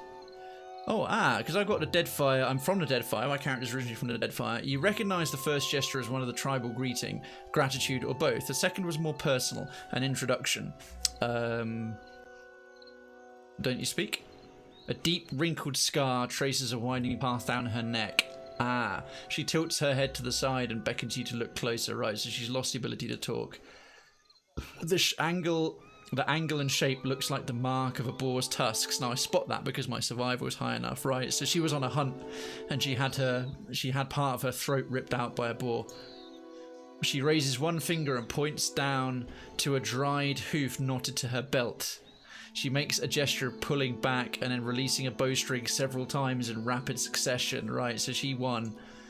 Grinning, she snaps her fingers and leans once more against the drum with a satisfied sigh. Tap on the surface of the drum. I'm curious what happens. You play a short, hesitant beat. She bites the inside of her cheek and considers before drumming a quick response with her knuckles. Then she beats a harder, faster rhythm and steps back, grinning at you. Play something together. Yeah, go on then. She places a hand on her hip, skeptical as you start to build up a rhythm. Eventually, she bobs her head and smiles a little wider. She eases in closer, your shoulders touching, and beats on the drum fast enough to build tempo without outpacing you. Her rhythm response changes the tune, introducing complexity while keeping the spirit of the original alive. She closes her eyes and sways in place. The flow of her movements make the beat look effortless, but her arms are a constant blur. In the village below, heads begin to bob. Furrowed brows momentarily relax. Finally, she breaks the rhythm and steps back, shaking out her arms and sucking in deep breaths. She tips her head to you, gratitude and recognition mingling with her exhaustion. I'm right primed for another. Alright then, I think she'd already answered that. Oh, what do you do here? Exaggerating her movement, she shields her eyes and scans the horizon. Then she points off at the distance, kicks her legs up with youthful glee, and pretends to pound on the drum with wild, enthusiastic beats. So she's kind of a lookout. Shrugging, she lets her hand fall to her sides once again. That was a fun little bit of encounter. Krayven, sorry, I'm the crazy Aussie. I sub any streamer to another streamer if they raid. It's tradition. Oh, that's very nice. That's a lovely tradition to have. That's incredibly supportive of folks, Rowski. I love a crazy Aussie. We have a couple of Aussies, especially Traz from Australia. He loves to use the term of endearment, pommy git, and it's a very hearty term of endearment. I can't really say convict back to him because, especially someone with my accent, convict is like comes over as a genuine insult. That's like fighting words. But pommy git is a lovely phrase. And he's always referencing tea and crumpets, which of course why I eat 3 times a day. That's why I have these lovely teeth.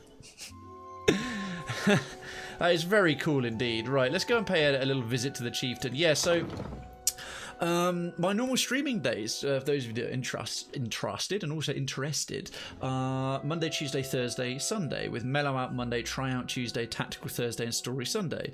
This being Story Sunday, the focus is on narrative, so I'll do the first part of the stream being reading, like I say, submissions of poems or articles or stories from my community in Cravenstown, and then the second part will be narrative-driven games, which leaves quite a large skewing towards any game with a really good story, but ideally something with a lot of dialogue and a lot of lore that is readable, which does skew things more towards the big grand RPGs, the classic RPGs, so your Baldur's Gates and Icewind Dale, but we're doing Pillars of Eternity 2. We did the first game, and we're following with the same character. We were able to load the same character from the first game straight into the second one. So welcome to Tikawara. And there are, of course, some bits of voiced as well, and I'll read all the dialogue. I'm very much a lore junkie, so we're playing this for the story and the journey rather than min-maxing and trying to beat it on the highest difficulties. Let's be honest, you call us convicts, we call us lucky bastards. Well, Rowski's so true. There's a great Bill Hicks joke from the 90s, which is, he's talking about Australia, and he's like, as big as the US geographically, and as many people living there that is in this room right now. And this is back in the 80s, he's in a little comedy club. And he found out that the Australian immigrants, the white Australians, were actually the British sort of criminal class. It was a criminal punishment. And it's like, what do you reckon the crime rate in Great Britain really soared when people found out where they're being sent to? So let me get this straight. You keep the shitty food and the shitty weather, at least it was shitty food back then, it's good now, and we get the Great Barrier Reef, the nicest beaches, and lobsters the size of canoe. I'm Jack the Ripper. And it's like a scene from I'm Spartacus, like, I'm Jack the Ripper, I'm Jack the Ripper, where's the fucking boat? And they're just sailing over the horizon. It's like kind of two Aussies like surfing on the Great Barrier Reef. What were you, mate? No, I was a murderer. Oh, I was a thief. All right, we don't get parole. Hey, Citizen Sammy, how you doing? Welcome on in. Sorry, I just caught you there. I was just riffing off of Rowski, who made a very, very good point. But I never say convicts. I think it's very, very mean. And I am quite jealous of the fact that you discovered like this Eden-like sort of colossal island. At least around the edges, as soon as you walk like 50 miles into the bush, it's Monster Island, and everything is toxic and can murder you and kill you. Like, oh, here's this innocuous little bug, and it will sting you and you'll explode or something. And Sammy, how you doing? Good, thanks, I appreciate it. 200 years ago, I'd steal a loaf of bread to come here, totally, right? If you survive the trip, I want Jack the Ripper DLC for Assassin's Creed Syndicate. Oh, that would be a shout and a half.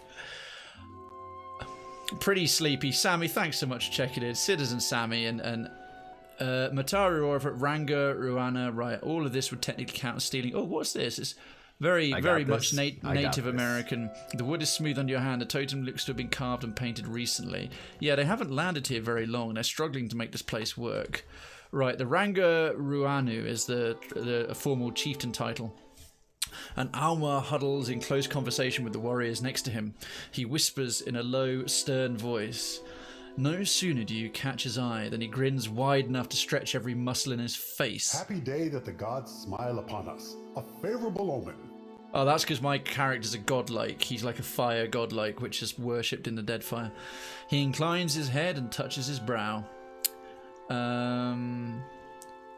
Krayven, Captain of the Defiant, at your service. I would shower you with the fruit of our harvest, but the season is unkind, I say. Uh-huh. Hey, Councillor Redwood's in the house. How you doing? A bit more than 50 miles in. I live 70 miles from the coast, but yeah, the coast is fantastic. Fair point. I keep forgetting the sheer size of Australia. It's just like this prehistoric island continent.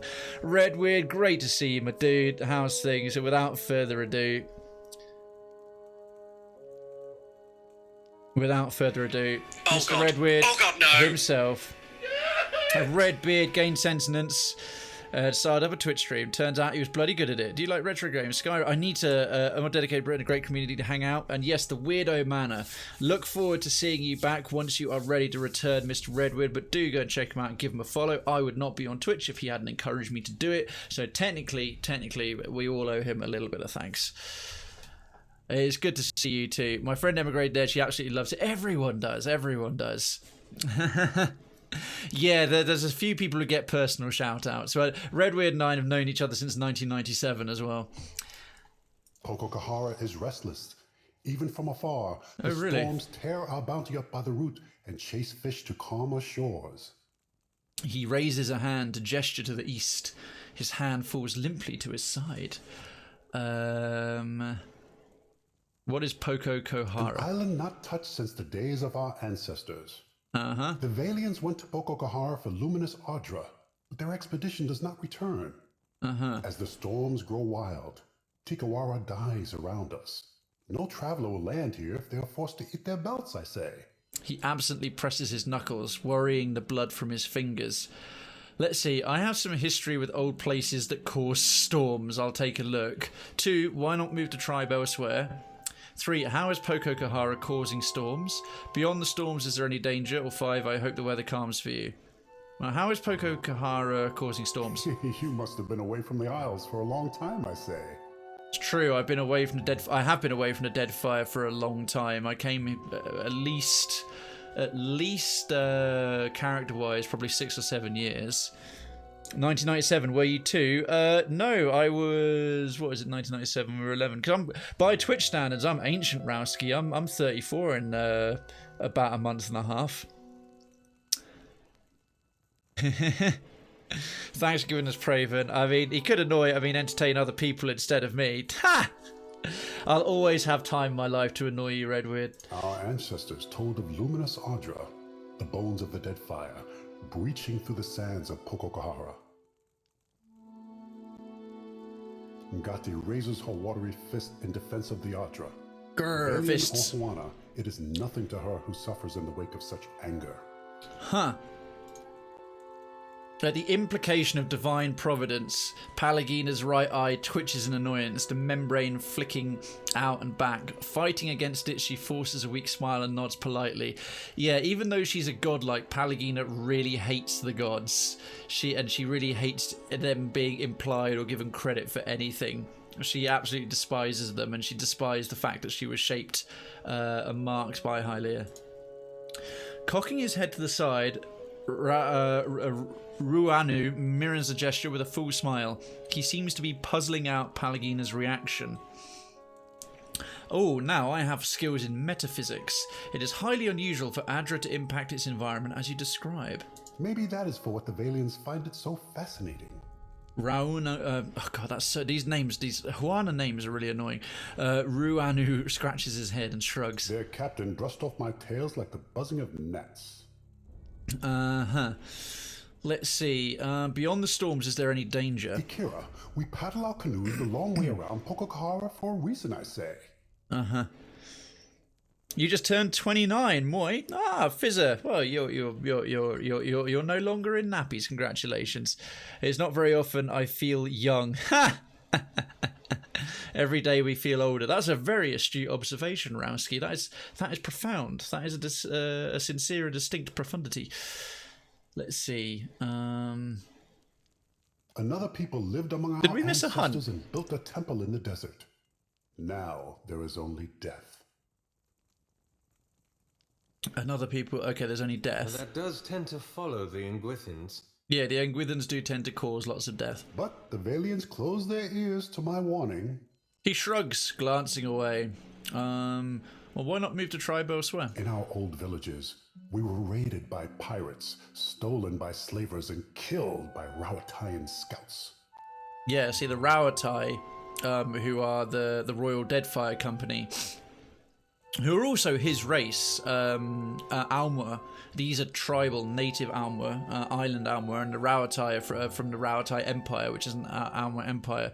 That's why I don't want to support them, they're bastards. But I'm going to be torn between the Huana and the Valiant Trading Company. I mean, the Valiant Trading Company, I had mixed dealings with them. But I was pretty neutral with them in the first game. You don't get very much interaction with them, though, only through Palagina and the Valiant Embassy in Defiance Bay. His head droops further with each admission, as if their acknowledgement diminishes him personally. And that's it, just as you know, for slavery. Though slavery is illegal in the Deadfire Archipelago, the region is too vast to be adequately policed. Slavers operate at the fringes of contested waters and are quick to take advantage of an isolated Huana tribe or foreign ship in trouble. So I brought them here, where the soil is too poor for Kuiki fruit and the water's too shallow for great fish. At least we are in the path of Valiant traders as they come and go. This is protection, prosperity, a future. He nods, resolute in the idea. Rowski, this pleb is old. I got 7 years on you, Krayven, but let's clear this from chat before too many read it. Oh, bless you, Rowski. There was one. I accidentally went on a hunt instead of using the welcome command when the raid was going on. Did you win, Duncan? So what have we got to look forward to once we hit 4 well, I remember one thing from a Billy Connolly sketch for Gentlemen where the doctor stops taking interest in your testicles and starts becoming extremely interested in your bumhole. Prostate checks. I have some history with old places that cause storms. I'll take a look. His eyes widen a little. A smile that creases his face seems, for the moment, genuine. Here. This was a token passed down from the Rangas, said to come from Poko Kohara in brighter days. I love that Ranga or Ranga is a term for tribal chieftain in this game because we've got an Australian in the chat because of course Ranga's a redhead, so it's like this was passed down from the redheads. A copper Mizuma shell key. What's this? This piece of elegant craftwork is a copper representation of a Muzuma shell, a corpse-eating snail that thrives in the waters of the Deadfire Archipelago. Scratch marks and a green patina only hint at the age of this piece. Thank you, Ruanu. I'll just be polite. If you need aid, Himarihi's warriors need only someone to bark commands and they will go. He raises his finger to his brow once more. I had questions about Poko Kohara. Wind and sorrow are all that emerge from the ruins. Never answers. He waves you on. All right, back to my other questions. Friend. What say? Tell me about your tribe. Our village here is young still, but we will grow when the Valians come. All right, so he definitely wants to embrace them. That is for what we build many houses now, even a trading post. He beams with pride. Let's be real. If he was born in 78, you'd be suffering, but you young fellas will have cryogenic shit and stuff soon as you can lock live till shit gets good again. Wait, you knew I'm a Ranger? How? Redward's a proud Ranger. Redward, no way. Breed plenty, don't let us die out.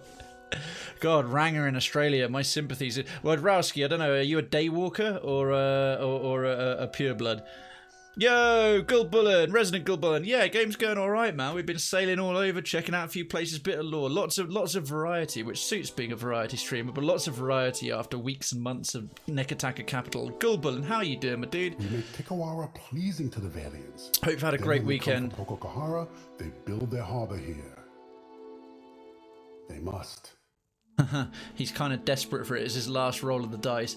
You don't seem to mind the Valian influence here. Some tribes push foreigners away, but it is good to have powerful friends. Don't consider them friends necessarily. They'll be friendly to you as long as they can use you. A frown briefly clouds his expression. Powerful friends have a way of extracting costly favors, don't they?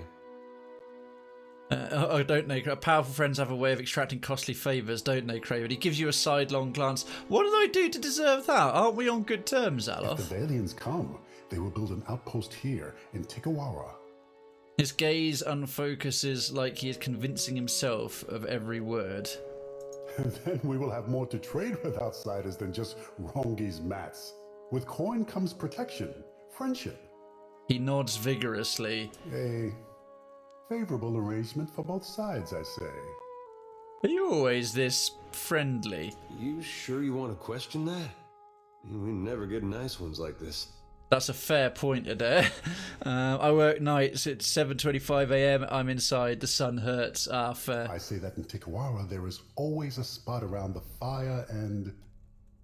A gurgle reverberates from the stomach of the guard standing next to Ruanu. He grimaces and places his hands over his belly as if to muffle the sound. The Ranger, I've got to stop saying Ranger.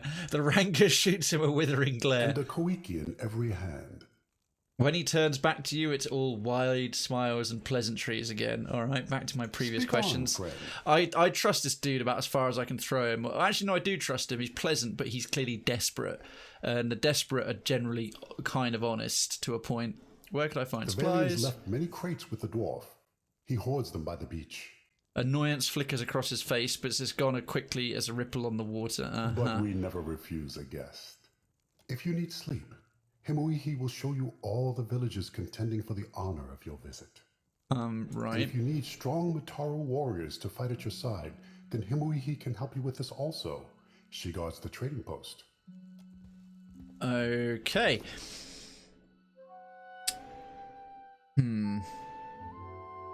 So travel to Poko Kohara. Well, we'll just check out the rest of this place and obviously the quest we picked up here. And yeah, Breton, you asked me earlier how things have been going. Just to catch you up, for those of you who haven't caught today's warm-up, where I went into everything in depth as I usually do on my Sunday warm-ups. It's been a decent weekend. It's been a chill one, been saving some money. But mainly because I'm happy to say I paid off my student loan this weekend on Friday, but that was no small chunk of change. In fact, it was about 1/3 of my remaining savings, so to pay off what was left of it that I hadn't already done.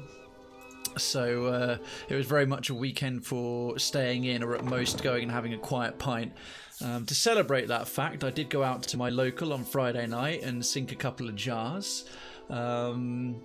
And what else? Also got this big, huge declutter, this huge spring and summer cleaning, but not of just like a typical spring clean, like the one of a lifetime. Quarry Craftswoman, who's Rongi? Is he a Rongan? So yeah, that was really productive.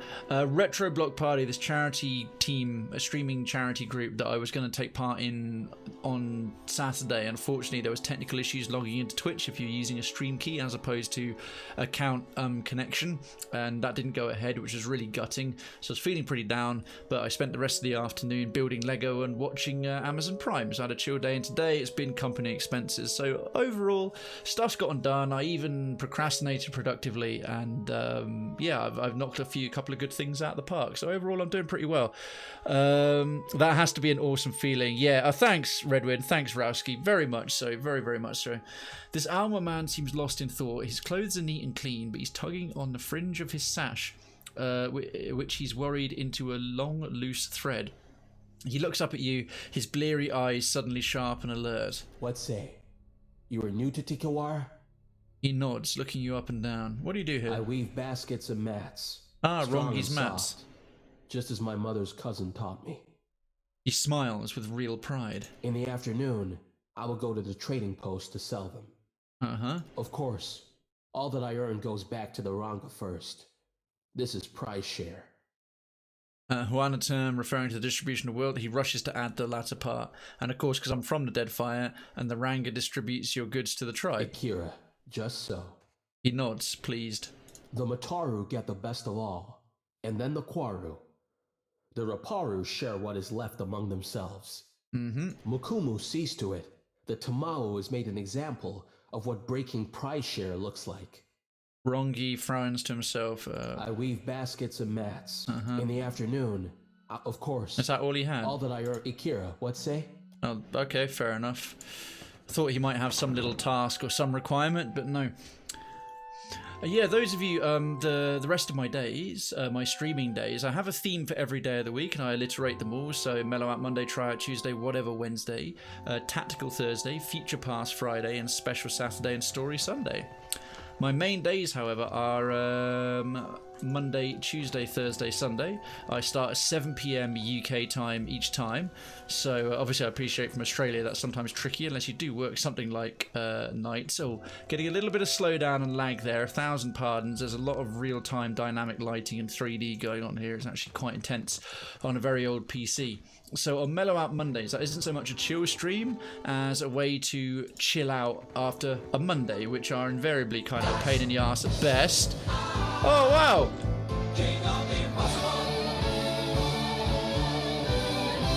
For every one of us. Oh my god, my frame rate dropped there.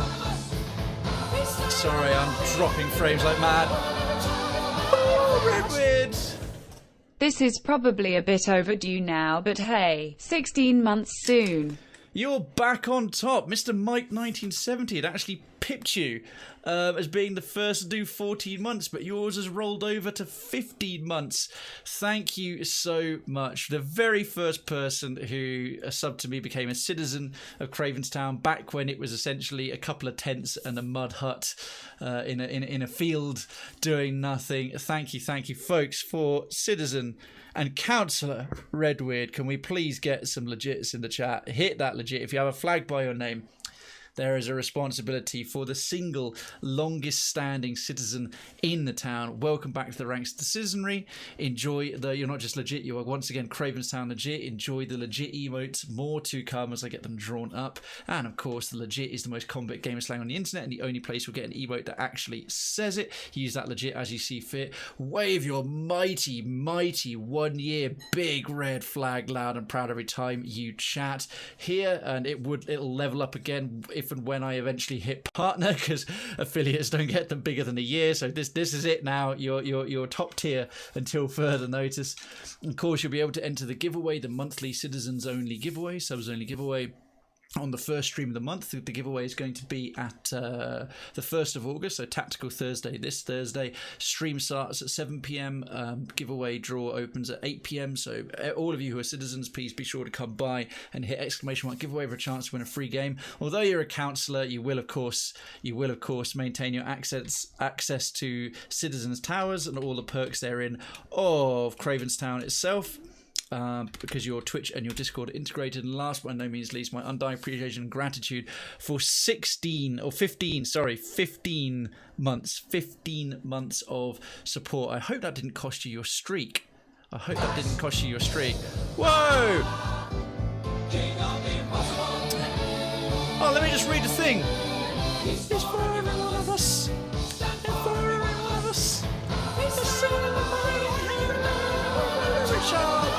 Rowski, Krayven, honest, lovely to meet you and the crew. I got you followed. Keep an eye out to keep up with the Cravenstown citizens and yourself. But I'm going to rotate Twitch before I go. No worries, my dude. That is incredibly kind of you. Hey, Citizen Harry. Well, firstly, Rowski, welcome to the ranks of the citizenry. You are not just legit, you're Cravenstown legit. First of all, enjoy the legit emotes. More to come because I've already unlocked 5 slots. I just draw them all myself. Use the welcome banner when we get new residents, aka followers. Your new legit emote whenever we get citizens. So a legit welcome to you, resident and citizen, in the same day. And the most combat gamer slang on the internet, the only place you'll see that. So whenever someone says legit, does something legit, or you want to emphasize other emotes with legit, like legit hype, legit GG, legit love, all that stuff, you now can. You have the right emote to do it. Wave, I was going to say, wave the Krayven's town flag loud and proud every time you chat, and the longer you maintain your citizenship, the shinier and fancier your town flag gets. You'll also be able to enter the giveaway. The next one is going to be on Thursday, the 1st of August. Prize draw 8 p.m. UK time. I appreciate time difference is about as big as it can get for us, but just so you know, once again, if your Twitch and your Discord are integrated, there is Krayven's Town proper. Would love to get to know you better if you felt so inclined, but there's no obligation. If your accounts are integrated, you'll be assigned a citizen's role, have access to citizens' towers. And last but by no means least, my dire appreciation and gratitude for helping Breton Caller get his citizenship back and granting one to yourself. To be honest, I love the emotes, they will be spammed. And of course, when we get raids, and Redwood, you don't know this, so I'll do this for your benefit as you've been busy doing IRL things. Whenever we get raids, there's a welcome command that you can now do, as we are all about positivity and support here, and very much building a community. My folks here, the townspeople, are at the absolute heart of the stream, so that's why we have that kind of stuff. Thank you so much. This has been incredibly nice. That's incredibly kind. It's really nice to meet you as well. And Harry, how you doing?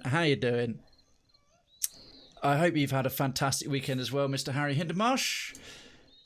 And life is treating you okay. Oh my goodness, bugger me sideways. That is chugging a little bit. Let's get out of this part of the.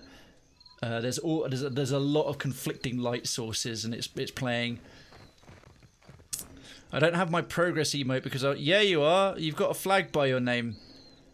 Harry, you've got a 3-month flag by your name, so you totally should. As I said, lovely to meet you. Everyone take care. This old pleb is out. We'll catch you soon, Rowski. Take care of yourself. Enjoy. Well, it's already a Monday for you, so I hope the week starts off well for you, mate. Learn.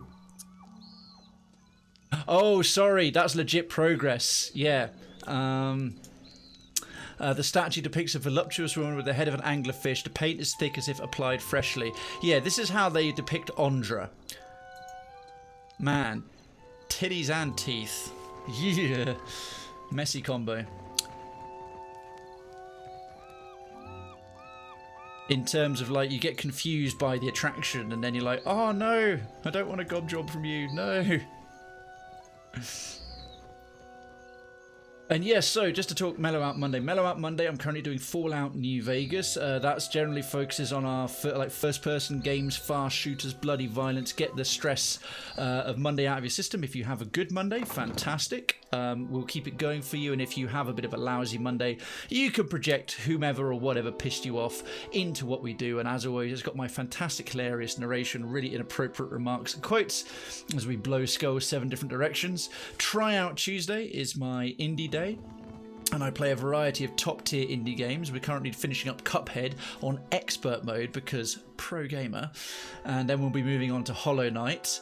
Thursday, Tactical Thursdays, for all things turn-based and strategy and stuff like that. So we're currently doing Darkest Dungeon DLC. We're reaching the end of that, and we'll be doing that on hard mode once the announcement date of the sequel comes out, and some other tactical games in between. Amir's winds blow bitter today. And then Story outsider. Sunday. A Story Sunday is a 2-part stream with, like, reading story submissions, as I said, and then doing narratively rich games, of which Pillars of Eternity 2 will be on the cards for quite some time. There's Nairi. That's the last one we wanted to talk to. This looks like a smaller, older version of the statue outside. The wood is smooth and mottled with water damage. Alright, so the rest of these are all quite nameless. And we also have Whatever Wednesday. I generally use that as games that still need to be completed, or just other fun stuff. So I'm doing Borderlands 2, and I've got some other things to wrap up, like Saints Row 2 and Darksiders 2. Future Past Friday is a retro day, and I'll play real old retro games, sort of 16-bit era, currently doing Contra 3, and Special Saturday is the rarest day I stream, but on occasions I will do a Special Saturday that's usually for charity appearances, and sometimes doing live art. I will draw like emotes and stuff for the stream live on stream. Moving swiftly on. Exactly, Knackered Housewife. 1,000 pardons, a million, a billion, infinite pardons. The woman is young, but her serious manner makes her look much older. Her nose and ears are pierced in several places, and her mouth is twisted in a scowl. More Outlanders.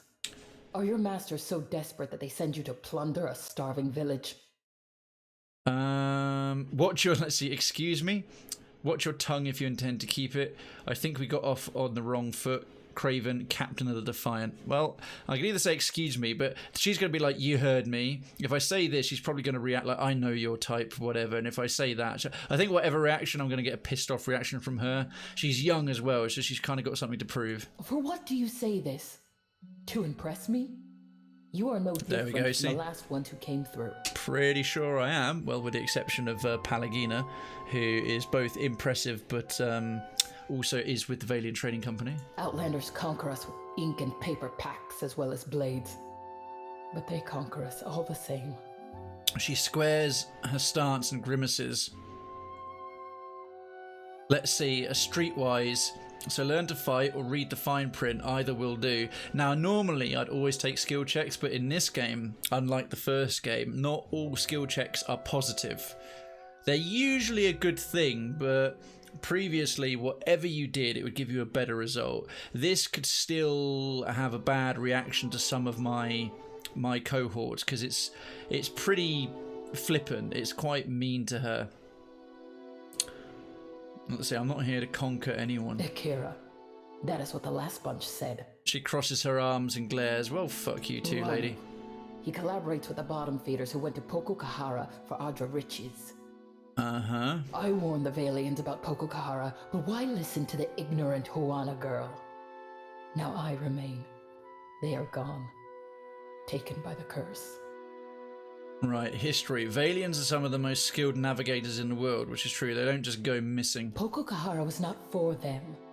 With Nagati's aid, the sea takes and gives in equal measure. I bet she bloody prayed and summoned a storm. She raises a finger to her brow as a general gesture amongst the Huana. Dark clouds surround Poko Kohara, and in my dreams, they swallow us all. She looks at the statue next to her, her eyes bright with intensity.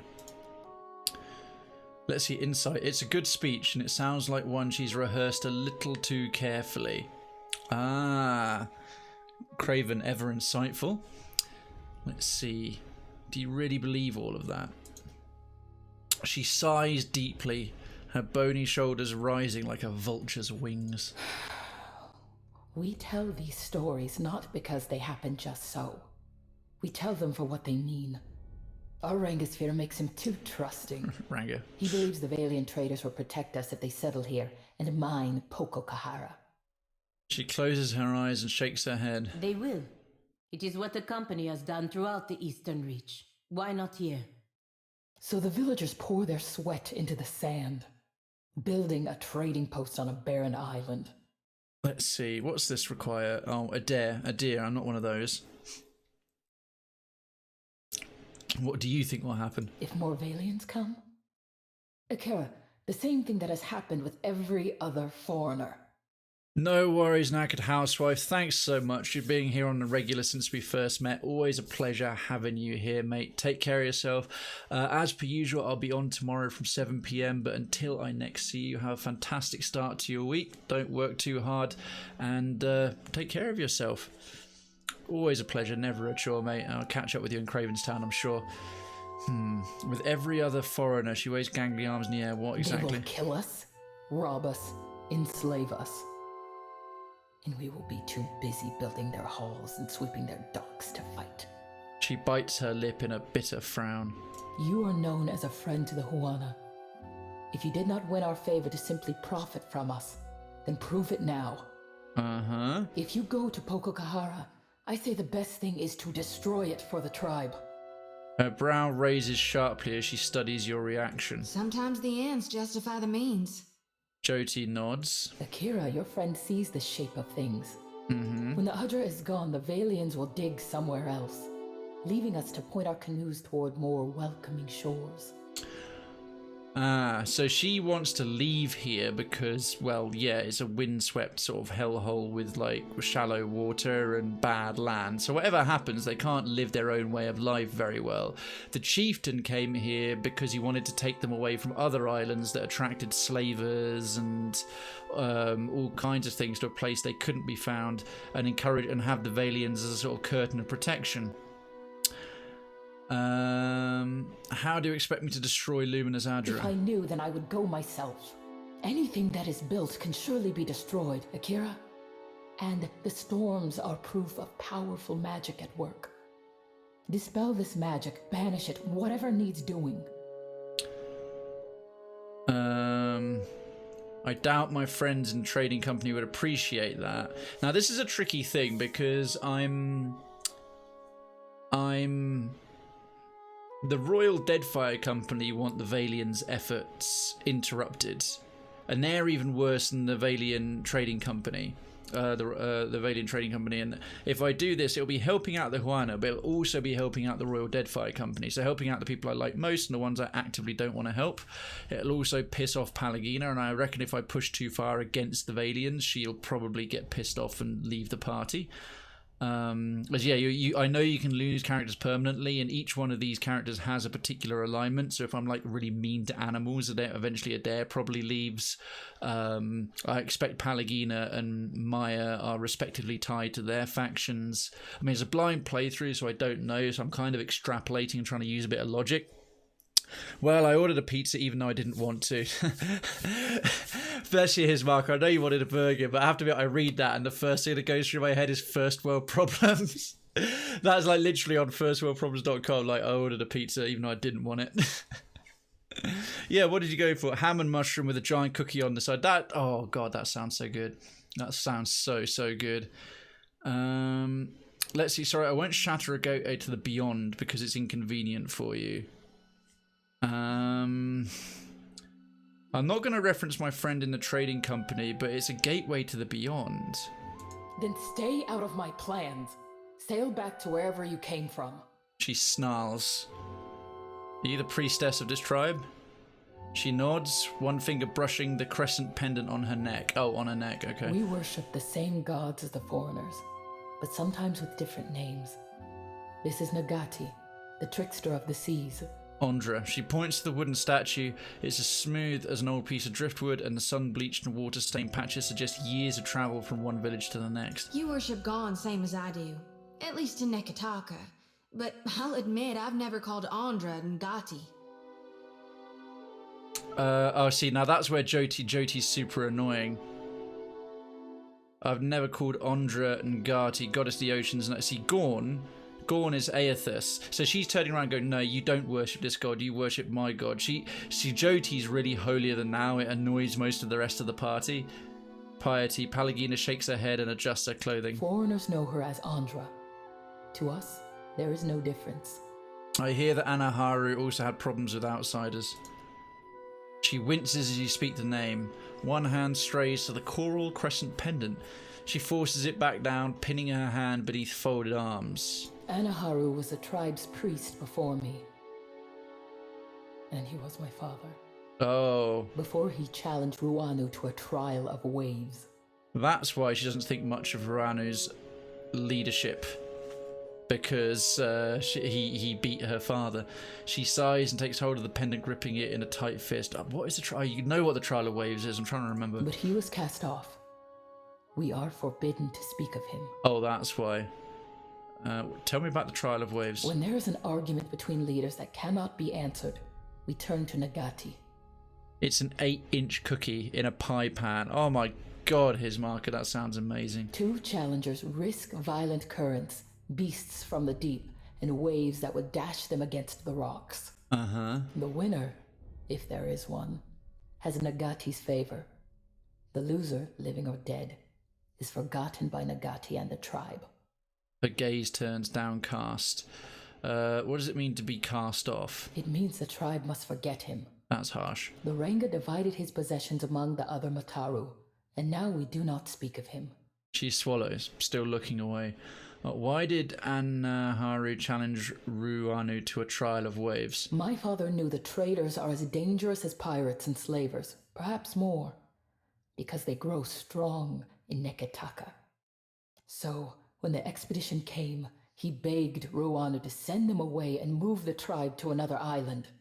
Her knobby knuckles pale as she squeezes the pendant. Ruanu, he did not listen, and Anaharu was done talking. I see. Anaharu goes to his next life, but forgotten, he goes to a different tribe. She hangs her head. You don't seem to think much of Ruanu's leadership. He is our Ranga. My own great-aunt looked into his soul and declared him such. Even as she says this, she hesitates, one hand clenching in a fist at her side. I must respect him, even as he builds a village for our enemies. Have you tried reasoning with him? Akira, I have, and so did She breaks off, looking down and frowning. Anaharu. I must learn to stop saying his name. Alright. Well, I probably haven't done my rep with the Huana too many favours but I didn't want to say Valiant Trading Company, but yeah, there's like an actual portal to the other side at this island we're supposed to get to. An 8-inch cookie. That is a mighty cookie. That is an unbelievable cookie.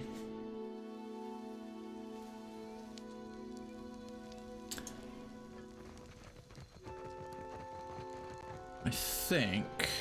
Actually, yeah, do you want to... let's go and explore a bit more of the island if we can. We've got a quest around here. Plus get rid of this damn lag while I'm at it. Okay, I mean, let's leave town on foot.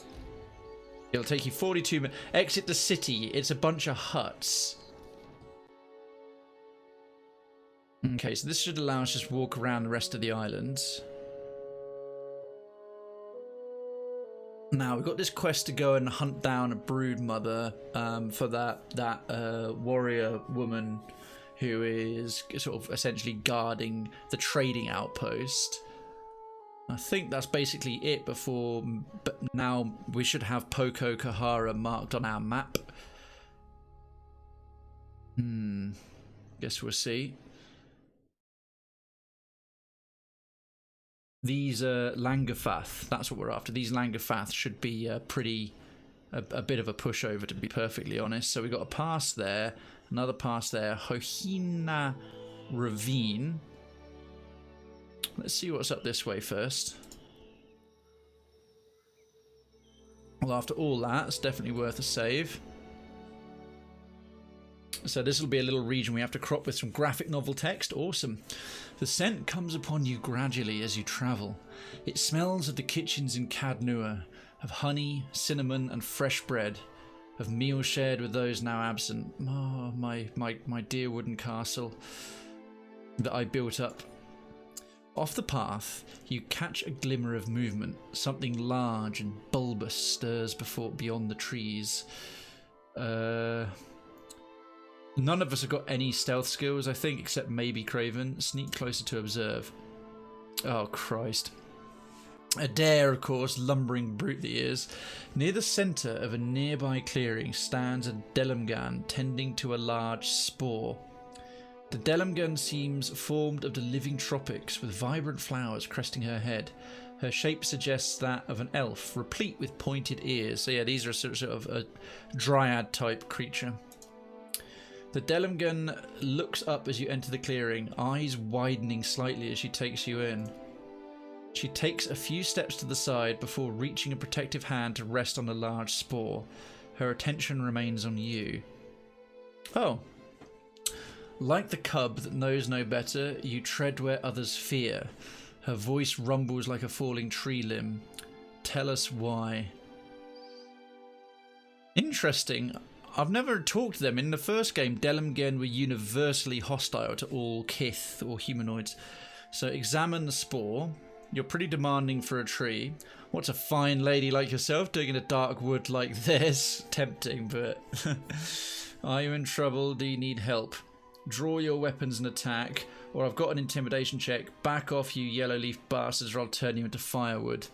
See if I can get away with an examination. Probably is going to be best this intellect and it's probably a perception check more than anything. See, Krayven's not perceptive at all, even though he's got a lot of insight. Yeah, he's actually pretty average intelligence. Adair, no. Palagina's got a lot of perception. Aloth, probably the best. Perception 15, intellect 18. And she's got, yeah, be Aloth, I think he's got some insight as well. Yeah, it's an intellect and survival check. The bulbous fungus towers taller than an alma, its fleshy fronds hanging over its bulging stalk. A miasma of yellow dust hangs around it, gently stirring in the light breeze. A dank spore. Ah, you can barely make out the recumbent form of some unfortunate kith tangled in its roots.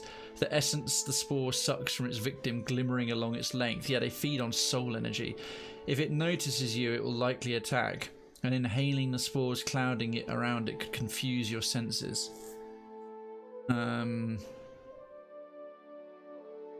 What did she say? She said something like, kind of, why are you here? Are you in trouble? Do you need help? That's generally my approach. It's probably not the best. I'd probably be pretty demanding for a tree or...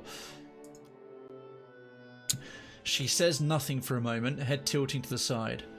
Why do you ask this? Do you think we fear the spore? She smiles, brushing a hand along one of the spore's fronds. We have nothing to fear here. Drawn by the scent, were you? Her voice sounds like the whispers of wind through leaves. We do not know why this stubborn spore does that. He has rooted his meal. The spore shudders slightly, and you notice a thick tome tucked among its roots. Yeah, it smells amazing. She draws a mushroom cap from somewhere within her. We offer a gift that you may part in peace, that you may preserve the sanctity of this place. Alright, thanks, eat the mushroom. The mushroom's flavour explodes in your mouth, sweet and tart. You feel a tingling run the length of your body. The world seems to sharpen, your thoughts to focus. The Delmgun nods to you before she returns to tending the large spore. You leave her glade behind. Yay, magic mushrooms. What did that do? Ashen Skin, Carlo's training, Innovating Blows, Hellwalker Kai's training, Mordweir's empathy. Luminous Adra Potion. Oh, where I swear I saw it. Peter, Palohi Nuts, Nature's Resolve, Rooting Pain, Transcendent Suffering, Upright Captain's Belt. Oh, Nature's Resolve. 10 accuracy and 2 resolve. That must be that. Nature's Resolve. Wow. That's one hell of a nice effect. 10 accuracy and 2 bonus resolve for however long until I rest again, I suppose. Well, that's nice, isn't it, folks? Bit more fresh fruit, even better.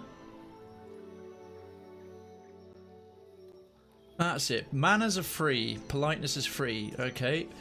Let's go and, as we just parted the village as friends, we'll just go and burgle this burial site. While wandering the Deadfire countryside, you stumble upon a site used frequently for ritual cremations. Beside the flat expanse of earth where a pyre might have been sits a small crypt of beautiful baskets containing cremated remains. Some nutshells that count as currency. Ooh, who the hell was that? Hurangi, Juana, Silver Wind's Voyager. A handful of common gemstones. Fine spear. Excellent. More common gemstones. Wow, they got a lot of stuff here. A club. You've rummaged through the whole burial site. There's nothing left but the dead. Right, let's nip over to this pass. This is going to be mountainous and rocks and stuff. We'll have another graphic novel bit. Probably, well, I wouldn't be surprised if we have a little encounter with some Langafath. And then Hahina Ravine. And then it's on to Poko Kohara. The rumbling reaches your ears first. A low growl from the land, before being pierced by the cry of a distant bird. The ground sets to vibrating beneath your feet, the growing roar of the stampeding beasts echoing around you. I thought this little island had nothing going on. Oh, piggies! You crest a rise to find that the stampede has passed. Now only a rumbling cloud in the distance. Why don't this lot hunt boar? As the dust settles, you notice that a few of the boar remain, fallen and still, with large feathered darts protruding from their fur. Ah, the Langafath have gone after them. A single upright boar remains. A piglet that nudges its snout against one of the prone beasts. I reckon we can get a pet from this, a little piglet. Otherwise a Langafeth will, if we wait and watch, Langafeth will kill him. Sneak closer they will. I'm going to approach openly. You pick your way down the rise and approach the downed boars. They seem to be breathing, albeit shallowly. You're not sure how long they have left before they meet the wheel.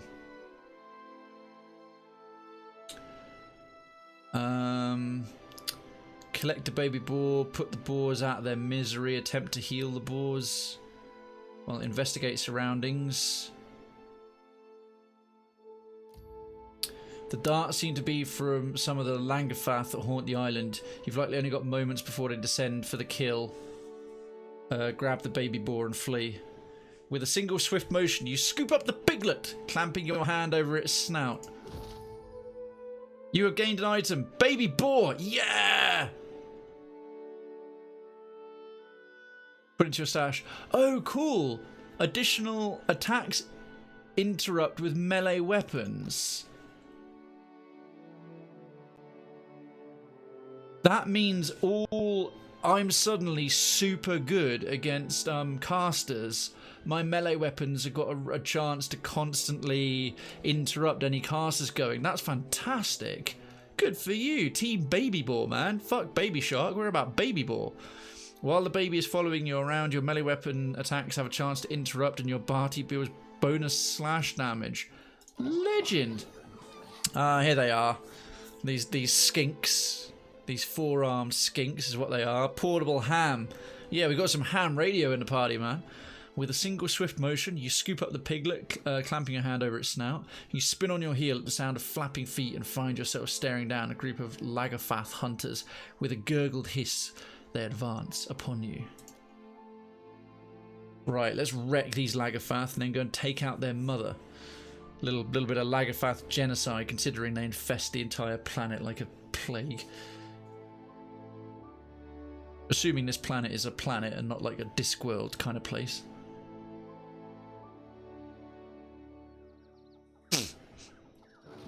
Yeah? Okay. Let's get them in focus. That's our cat. There's a dead piggy. Chief Echoing Strike. And a Langafath Mage and a Langafath Sidewinder.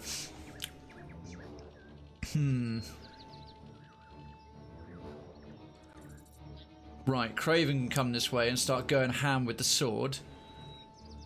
Swift Flurry, Enduring Dance, Thunderous Blows. My pleasure. Oh, good. And that sword, who's basically orgasming every time I hit, is actually soulbound. But soulbound items in this game have actually acknowledged the souls they've got inside them. So she's like, oh yeah, I love stabbing things. Oh my god. Happy to oblige. Oh, you know, well that's good.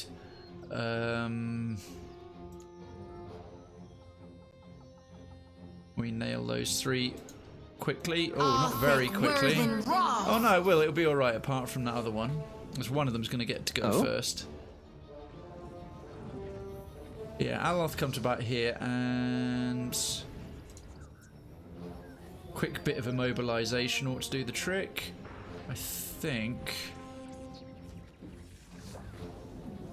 Oh, I could tone it down a little. That is such a nice component that you can adjust the size. And in fact, I'll just immobilize these two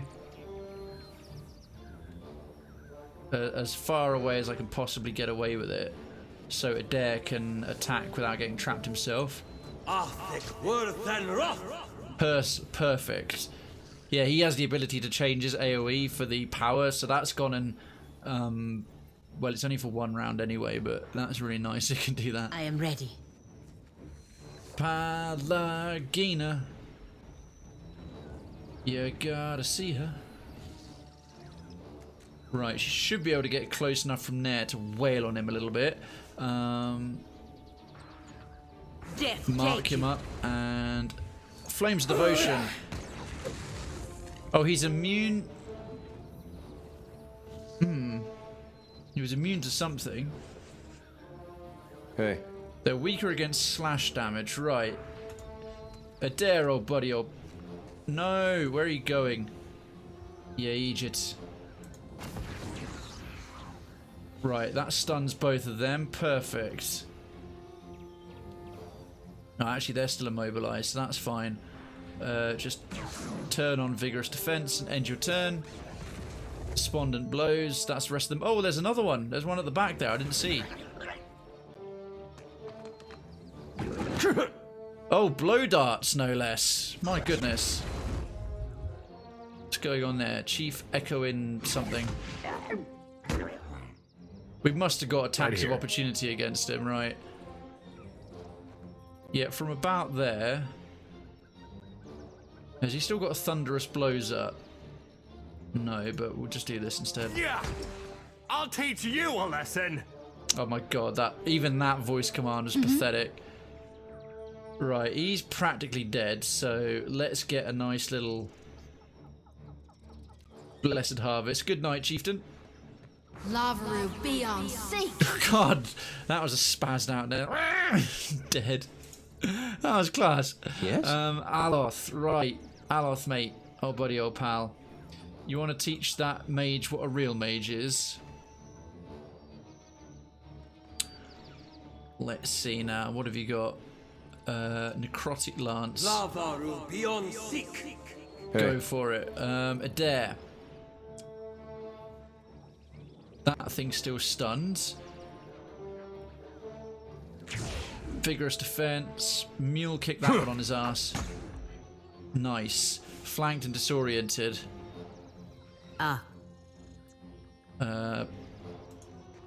Pallegina, come round and flank this one. Death to those who oppose the republics. Perfecto. That was a pretty good hit. Perfecto. Followed by the laugh. Which one's this? It's another mage. Why is he just constantly using the Oh, that blasted some nice damage to him. That thing's back on his feet. Is he going to get an attack? Oh no, is that one back on his feet? Yeah, he is, but he's going to miss. Sucker. You want to one that one? No mercy. Jesus Christ, Aloth. Your wand had some Lucasade. Alright, Krayven, come to bat here. And... nah, the rest of them are good.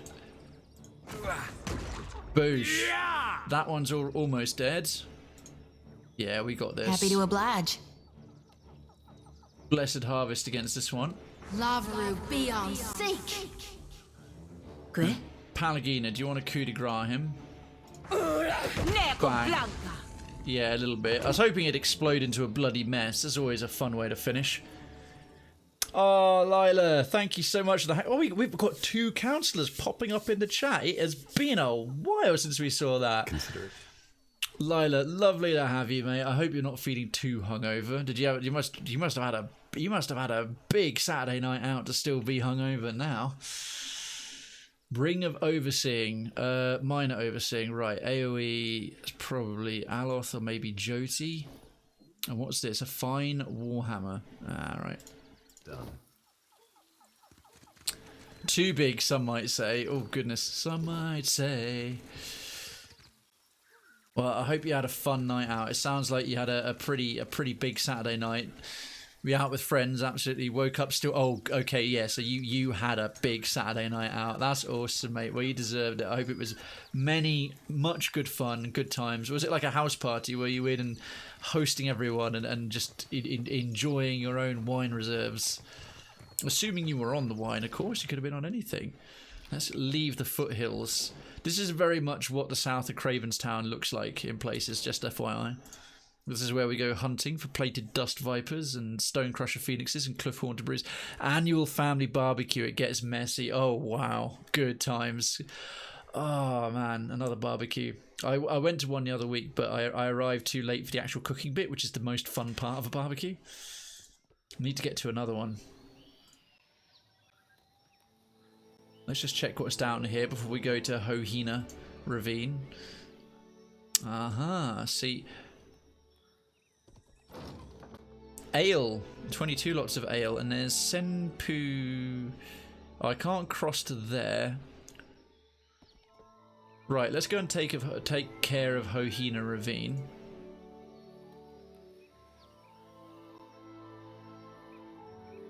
Right, we can't get to there at all.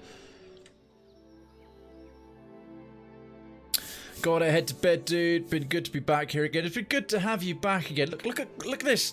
Trails of green swords in the chat. My goodness. How's you anyway? Enough about me. So hungover. I think the field outside my house saw most of my food and alcohol. Oh dear. Oh, Lila. Yeah, fair enough. I appreciate you don't want to dwell on that.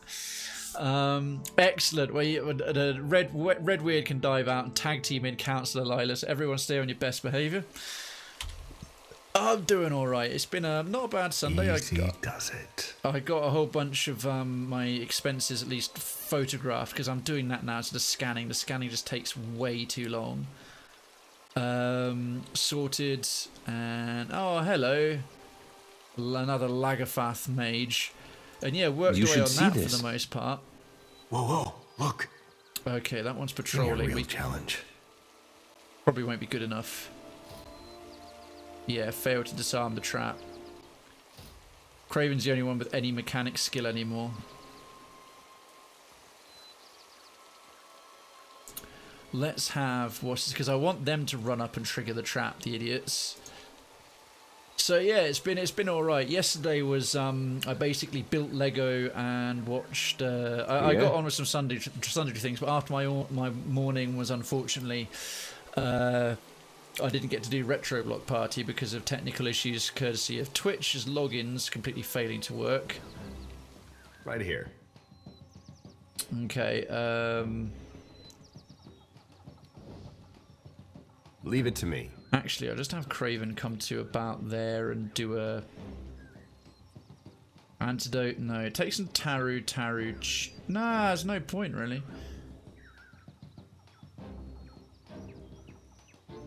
Oh fuck, I'll just have him trigger the trap, to be honest. Not at my best. No. You're poisoned a little bit by... I think he's poisoned. So yeah, that was just nice to do, and I've got a nice new set of Lego up on my sill. Antidote. There we are, that's better, I think. Was he poisoned after all? Guess not. Yeah. But at least having Krayven run through it, he picks up some wounds, which are important for him. I'm glad you had a nice time. Was there a good turnout, a big turnout from the fam? Is that instant to cast? No, Devotions of the Faithful. I wouldn't want that. Let's see if we can knock those two down. Yes?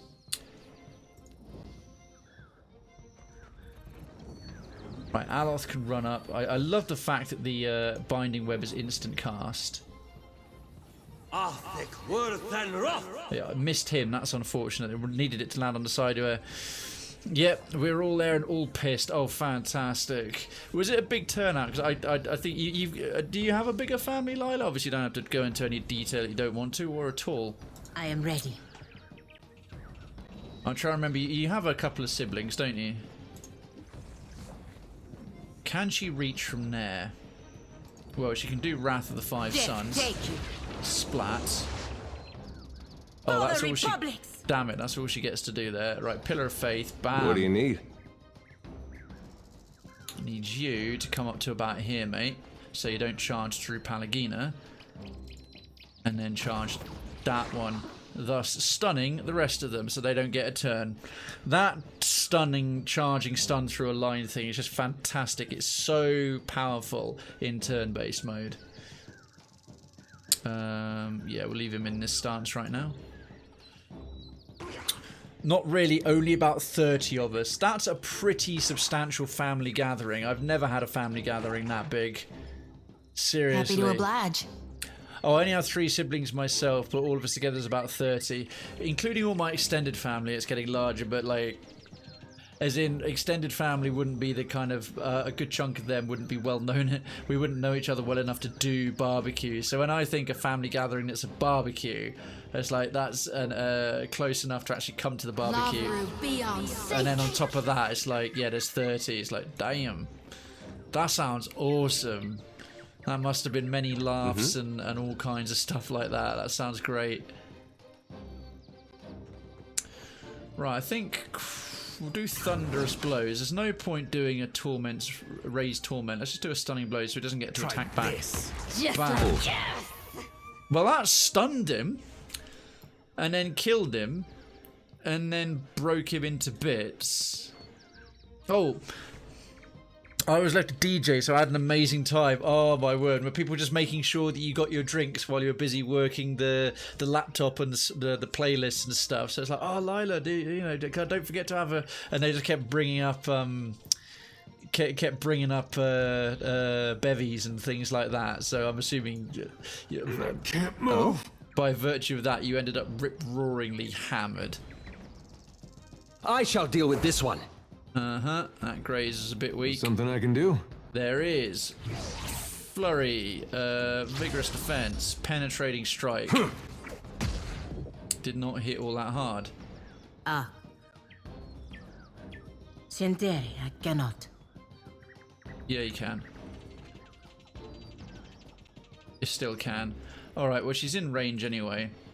Death take you. Swing over his head with your massive mace. Alright. Why can't she move? Sendere, I cannot. Why can't you move? Oh my god. Like, get to here.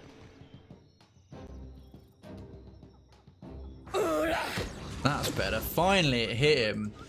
That took some doing. Oh, he actually got to stab it as someone took some damage. Lavaru, be on Dead. sync. I might have to switch this on to veteran, you know. I think Decadency had a point. Yep, I didn't have to pour my own drink. I had way more to drink because of it. Oh yeah, they were throwing in. Oh, let's put in some bigger measures. Oh, let's triple it up. Let's make it a quadruple. Do you want a bit of Coke with that rum? Yeah. I can literally picture it in my mind's eye, Lila. Bless you. Dim in the lantern. Dimming the lantern. Oh, treasure. Yeah. Right, so there's a tamed scarab beetle and a Langerfath sidewinder. Careful. Look. Yeah, you said that the first time. That one is seeing yay fart. Right here. Oh, no, lingering frailty. -3 dexterity, all defenses against poison disease. Attacks -15 and -15 max health.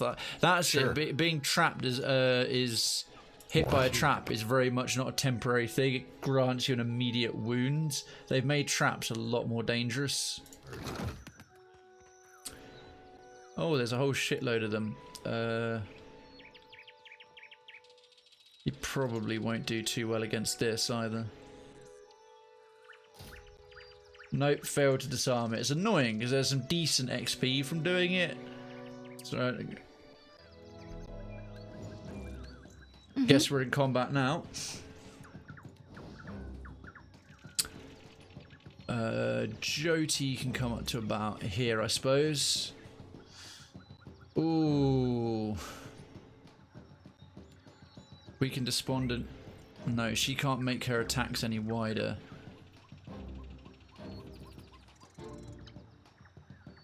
It'll come in about there. Hey, TDG, thank you so much for the host, my dude. Our host bringing in folks over as well.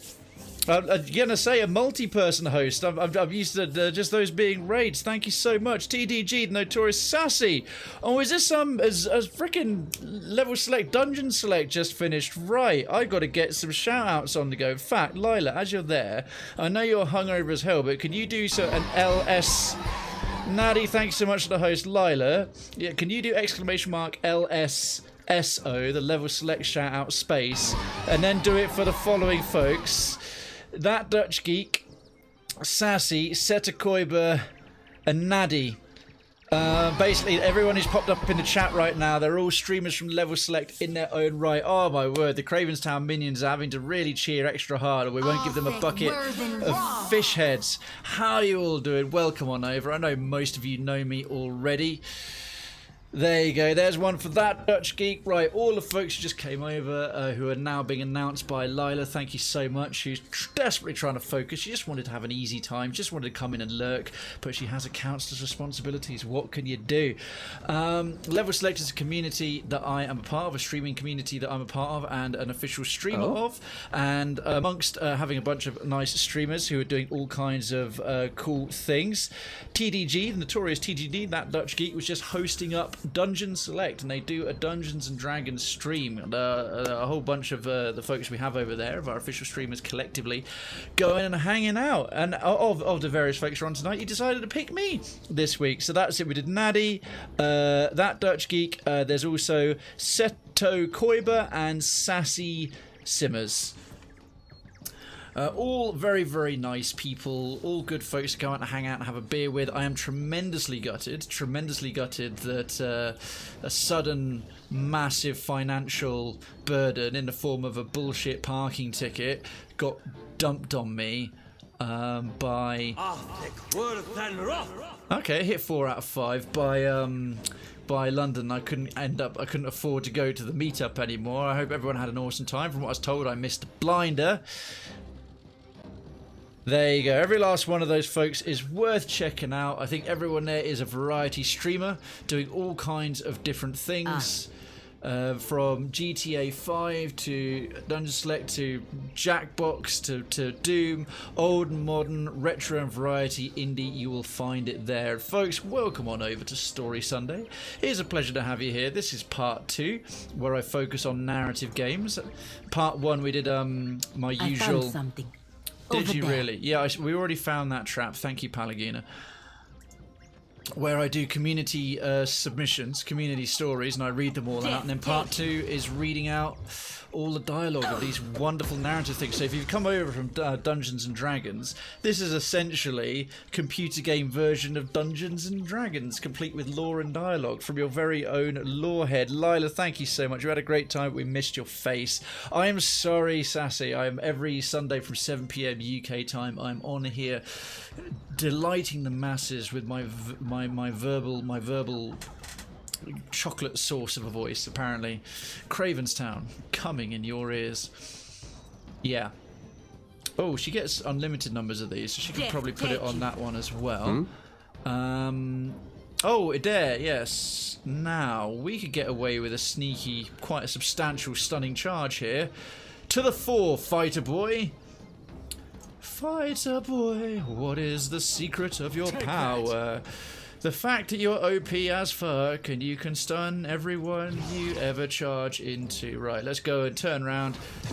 Drag that one in so they're focused on him. Captain Meat Shield. Right, Despondent Blows and the whole lot. Right, Adair can deal with those. Krayven, my own namesake, he can now run in and kick some literal and figurative booty. So, Enduring Dance, Swift Flurry. And folks, if you know the first game, some of you swung by and caught me when I was still doing this on Pillars of Eternity 1. It's normally pause-based real-time. The main design of this game is also pause-based real-time, but they introduced a they introduced a turn-based mode, and after doing 200 hours of the pause-based real-time, because I was read it all, I did 100%, did it blind, did all the lore, the whole 9 yards, and did all the DLC as well. I thought, let's switch it over to turn-based, which initially I was finding really slow going and clunky, and then it came out of beta and it got better, and I've got more familiar with it, and I am loving it now.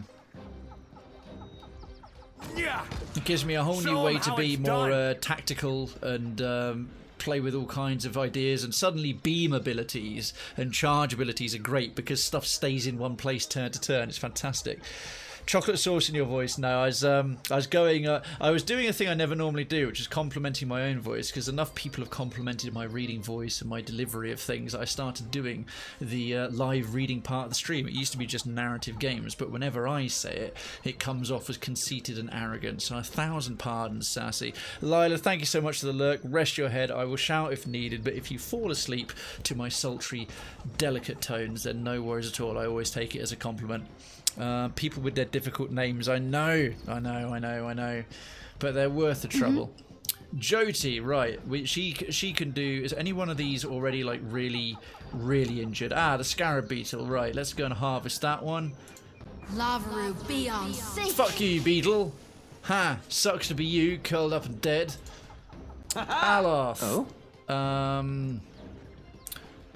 Actually, he could... If he can sneak past her... Can he do something in a line that could hit those without hitting a dare? Let's see what you got. What is... I've got like 3 grimoires to pick from. Oh, hello. Can he flick between them without it costing his turn? Let's find out.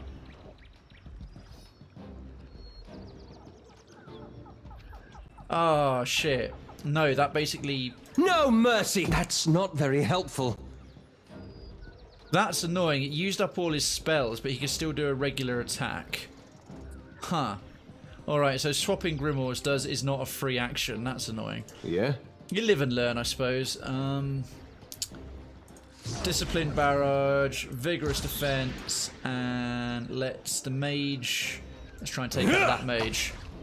Oh, didn't quite go down. By a fraction, by a fraction. By the width of a gnat's pubic hair. Right, Krayven can come over and kick that one's ass. Aloth is not going to do too well. Wizard against a Langafath Redfin, so let's distract him with a mace to the face. Yes, take you. And the spiked kind of ball with spikes on it mace, not the anti sort of sexual predator mace, Perfecto. or the 90s rapper mace.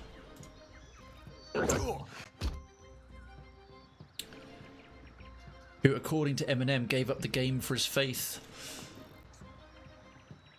Alright, Aloth. Yes? Oh, that thing's still targeting him, so if we back away, it'll get a free attack of opportunity. This is what I was after. Oh, no, not the Spirit Lance. Bitter Mooring, Malignant Cloud. Oh, yeah, because I've got a different spellbook now. Crackling Bolt.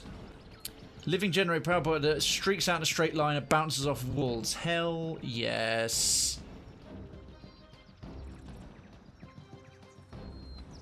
Go on, then. Is that instant? No, it's not, but that's annoying. Yeah. I was hoping that would be... Actually, tell you what.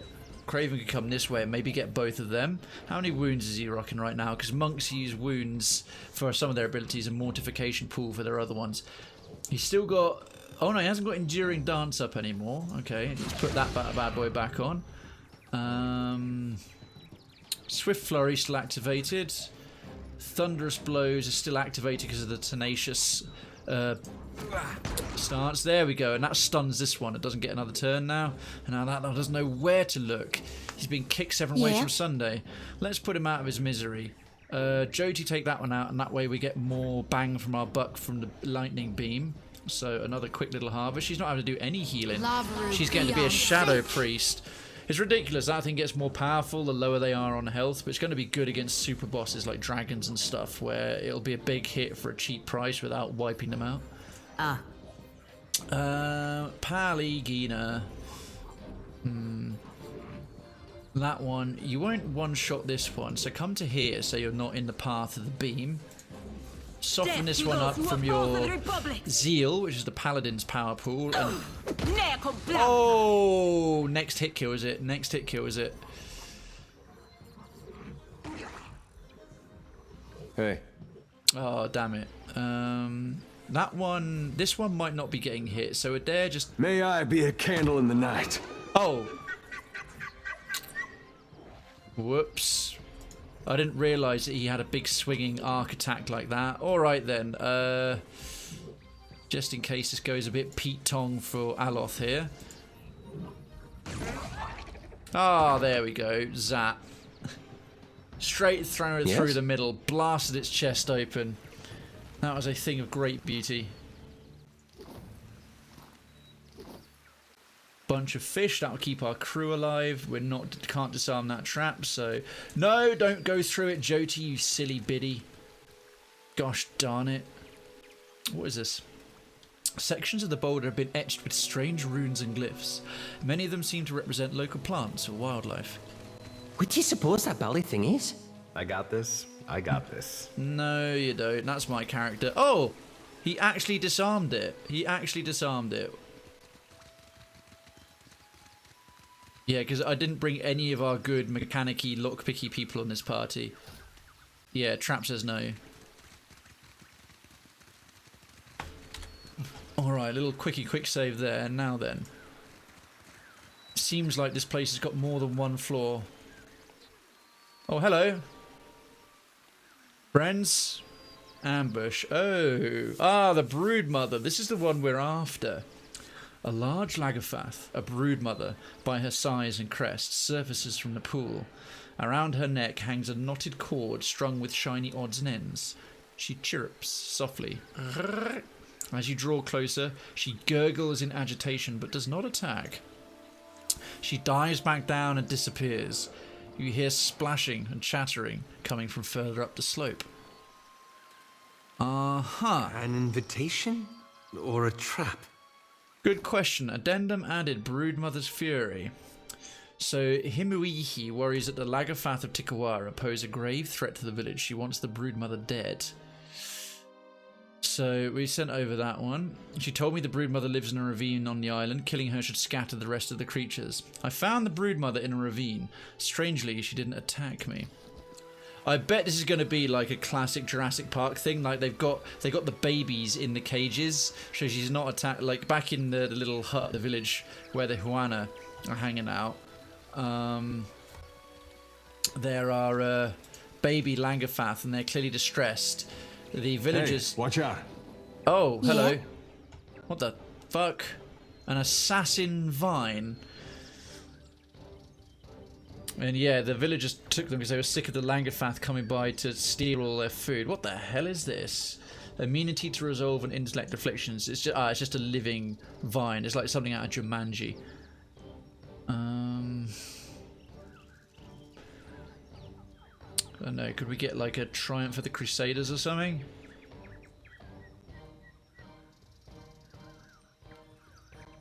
Will this be instant?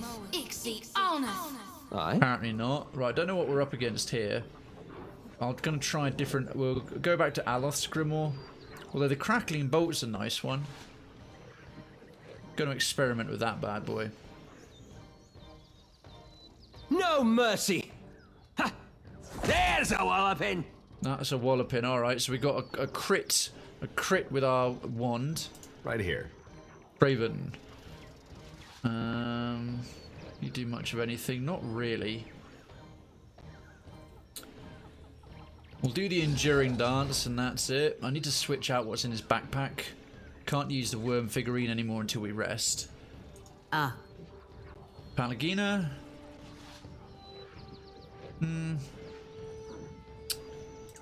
Let's soften this thing up. Take you. Oh wow, okay, it's going to be a pushover. Something I can do. Adair. Save that for a tougher fight, I suppose. Nah,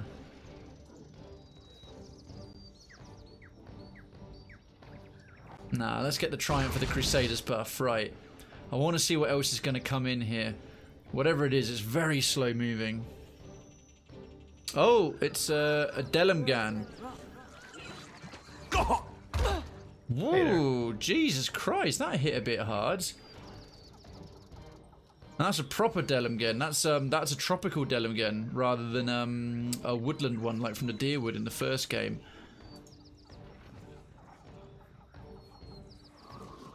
Can Krayven get to within... He can get to punching distance.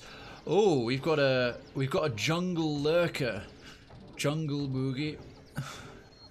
Right. Enduring dance, swift flurry, thunderous blows. Probably want to take my second win because he's already injured. Of course. Oh, that's the stuff. Wow, that thing went down in a hurry. All right. Yeah? Yeah, a dare. Now we got... Oh, because he got the Triumph. If I literally put him there, then I can actually interrupt her by charging from that point. Bam. Stunned and interrupted. Stun that one as well. Don't need to put on Vigorous Defense because he won't get to attack if he stun that his next turn. So there goes his stun, but he doesn't get to do anything else. Neither does she. Yeah. Jody. I would suggest she's basically unharmed, so the harvest is pointless. Lavaru, be on seek. AoE and fire. Yes? Aloth. What do you want to do for me, my dude? You can come down to about here now.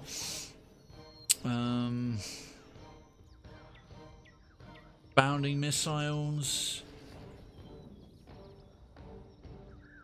Jolting touch. Lavaru, be on seek. Seriously, it's a touch attack and he doesn't get to do it right away. Okay, well at least it's before she gets to do anything, that jungle lurker. I am ready. She's got armor rating of 6. Weirdly enough, for a forest creature that's made of wood, she's very resistant to fire. She's weak against frost and has got a strong resistance to pierce, damage, fire and lightning. Is weak against crush. You would have thought one of these would be really weak to fire, but maybe they got like a wetter, more tropical kind of wood. Who knows? Death to those who oppose the republics. Oh, okay, these are tougher. I mean, that she's got like clearly done about 180 odd health. Jolting touch. This is futile. Yeah, okay, yeah. Shock's really not. Ain't you got the happy to oblige? Ha! Oh, sorry, were you about to try and cast again and then just an enormous column, celestial column, just come and land on your head? Right, finish her off after that badass move, Jyoti. Lavaru, be on seek. I love how the Delumgen can talk, because they are supposed to be intelligent creatures. For those of you wondering, the Delumgen, well, you probably figured out already, are essentially dryads of a kind, grasping vines. Did you just immobilize me, you knob? Oh, no, wait, I'm immune to that stuff because my belt is totally awesome. Let's see. Still got another round of thunderous blows and everything else is like totally awesome, so... Rending smash, no, I'm first. Yeah. That's my possessed sword getting increasingly sexually aroused by stabbing stuff. Don't ask. Surely this thing is weak against fire. Yeah, that's what I'm talking about. Right, Aloth, get to here. And put him in the cone of shame. And by shame, I mean, you know, fire. Might end up burning our team cat, but, you know, sacrifices have to be made. Adair can... Oh no, I don't want to move him around in case he gets clipped by the fire. So there, and vigorous defense. Mule kick. Can you kick this jungle lurker and his jungle lurker balls? Yes. I am ready. Ah, now. Fire should be quite effective here. Soften him up with a sworn enemy and flames of devotion. Holy fire. Holy fire. Right, fan of flames. Watch your fire. Oh, damn it. Palagina managed to get just in range of it. Whoops. Right, Jyoti gets to steal another kill with her ludicrously OP Blessed Harvest attack. Squish. Thankfully, he was already sitting down, so he didn't have too far to fall.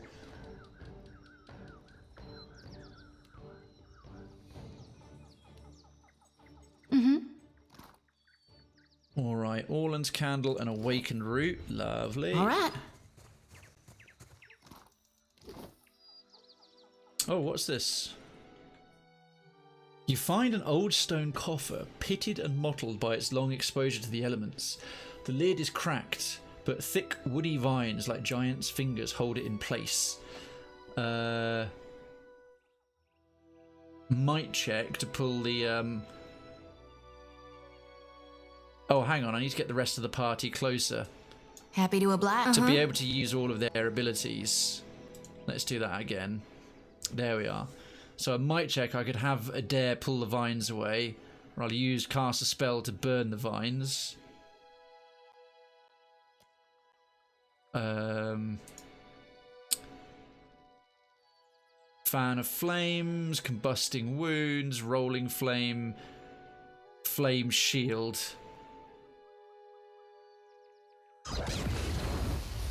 The plants squeal and pop in the flames, giving off an odour that smells disconcertingly like burning flesh.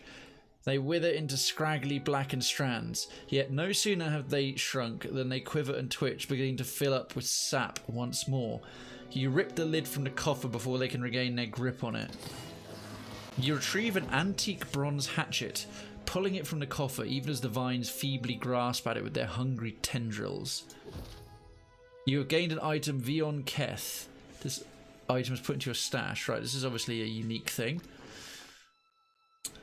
A 13 to 18 slash damage, penetration 7, initiative 3. Additional effects: +3 deflection against melee weapons, exceptional. Okay, wood splitter, +20% damage, melee damage to plant targets and targets with plant status effects. Right, so that's going to be all the mushrooms, mushroom people, Delimgen, wandering giants. Hewing steps, 15 defense against plant attacks while above 75 health.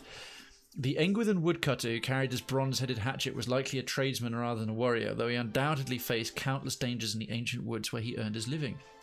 Lurkers and forest sprites would have seen an unarmed woodcutter as easy prey, so the hatchet served as both a tool and weapon for defence. The axe is well suited to lumbering. The runes stamped into their head are a bane to all plants. Vines and branches retreat from its presence, and a single stroke is enough to split timber. Nice. Who might that be a good bet for? Right, what's Adair currently wielding? Min's Fortune. And then we've got this axe. Yeah, this rather unique axe. 20 to 28 for him. 22 to 31. Gladiator Sword, 20 to 28. 23 to 33. Okay, his weapons are better. Krayven's just rocking Exceptional Mace, 17 to 24. Vion Keth, 18 to 25. She's fully tooled and they can't really make any use of it. Alright. I mean, he has... It's no longer... These are weapons he's not proficient in. If I just bring up... Oops. Character menu. Weapon proficiencies: Mace, Morningstar, Quarterstaff, Unarmed, and Warhammer. Wouldn't mind getting some unique versions of those. Anyway, let's go and see what this Broodmother's all about. And I'm thinking there's going to be a choice here. Like, quite a major choice, and it's not going to be as clear cut as we thought. She retreated further up. Bingo. Cocking her head, the Broodmother watches you and lets out an inquisitive chirp. Alright, I'll chirp back. The Broodmother stops gurgling and takes a tentative step closer, craning her neck with interest. Other Lagafath peer and chirrup at you. There's a pack hunting swamp lizard in Adir with a call like that. It normally means they have you surrounded. Pretty sure they don't, because I murdered everything that was previously in front of me. A young Lagafath pokes its head out from behind one of the adults and burbles happily. The adult ushers it back with a firm claw. Ah, yeah, the young one thinks it's nice. It's fine. It looks smaller than the hatchlings in the cage, but not by much. Oh, Anna. Oh, Juana. It's asking if I'm Juana, as in the people. Langafath Broodmother. Observing the exchange, the Broodmother looks at you and lets out a plaintive cry. Who's Anna? Anna. She strains forward, stretching out her neck to croak at you. Her scrap necklace glints and quivers. Juana? Snarls and gurgles rise in volume. The other Langafath bare their teeth at the name. Oh, Anna. The Broodmother hisses. Her attending warriors brandish spears, clubs, and blowguns. You hate the Juana. I recall when you picked up ancient Ingwithin, but this? Yeah, sorry about that, I love. Hatchlings. Totally called it. She wants them back. She screeches, not at you, it seems, but at what you've said. Many claws tighten about weapons and tail lash in eager hypnotic rhythm. The Broodmother watches you. Yes, I saw your hatchlings cage in the village too. You can understand me. 4, I don't understand. What do the Juana have to do with your hatchlings? 5, okay. Insight check and insight level of 5. The Juana captured your young. With your keen intuition, you hear the syllables in her gurgles and read the desperation in her rapid darting movements. She screeches with emotion, rocking her whole body back and forth. Her bristling fin flashes like a blade. The other Lagafath bare their teeth even wider. Turning her attention from you to the formation of Lagafath, the broodmother hisses and flicks her tail, gesturing down toward the bottom of the ravine, toward the village. The others bob their head in agreement. Oh, Anna. Lagafath broodmother, she turns back to you and growls. I can rescue your hatchlings, but the clan must stay away from the village. The broodmother chitters and blinks at you, tilting her head this way and that. At last, she raises her head and trills to the treetops. One by one, the other Lagafath lower their weapons and snap their jaws shut. Please, hatchlings. She turns her fish eyes on you. Oh, we gotta do it. Of course, Adair's all about looking after the wee babbies. Okay. The Lagafath broodmother is desperate to rescue her hatchlings. Releasing them could cement a truce between the creatures and the tribe. Definitely my preferred approach. Oh, we can actually talk to them. Interesting. Chirp. Trap detected. Okay. I can't loot that. That belongs to them, but I can consider it done. Have some of those herbs. To be fair, I don't feel all that good about the fact that the hatchlings are going to need to replace what's left of her little tribe of people, because we've killed about 2/3 of them. Okay, so this whole region, let's get back to the village. Let's get back to the village and get this done.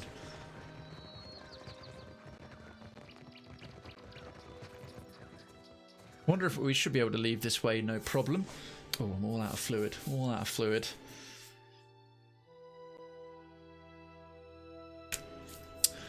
Right. Yeah, I really call that. Someone's been enjoying a bit of Jurassic Park. It's a classic trope. It's a classic trope, but it never gets old. Go rescue the young of the apparent beasties. Right, and this Senapoo Beach. What's this? Something about the curve of the path ahead of you gives you pause. With the obscured sight lines, you recognise this as a good site for an ambush. At the same time, you don't hear anything out of the ordinary. Actually, you don't hear anything at all. No hum of insects, no rustling of animals. Even the air has stilled. Right, I have a good enough survival and perception check to investigate my surroundings. Well, Adair has got a survival of 5 and 12. Otherwise, it's 1 and 15, 3 and 10. Let's try. Success. As you move carefully forward, you spot a massive Lagafath slinking through the wild growth. Even crouch, the wilder towers among the tropical trees, and it wears a bleached skull on its head. Sneak closer. Oh, only Krayven even has a hope. Failure. Oh, bollocks. Your eyes meet, holding the cold, unblinking stare for a heartbeat. With a gargled yelp, the wilder abandons any attempt at subtlety and leaps to attack. Right, how big is this thing going to be? I didn't realise Lagafath got this large. I mean, they have a real range in sizes in the first game. Like some of the big ones in the DLC were pretty damn substantial. Right, how big is this lad going to be? What can I do you for? Skulking Terror. Okay, so this one either strikes out on his own or he's the alpha male of that tribe we just went to see. Okay, he's 2 levels above us. This should be fine.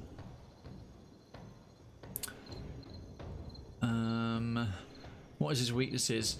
Perception afflictions, resistant against might afflictions, and immune to constitution afflictions. Interesting.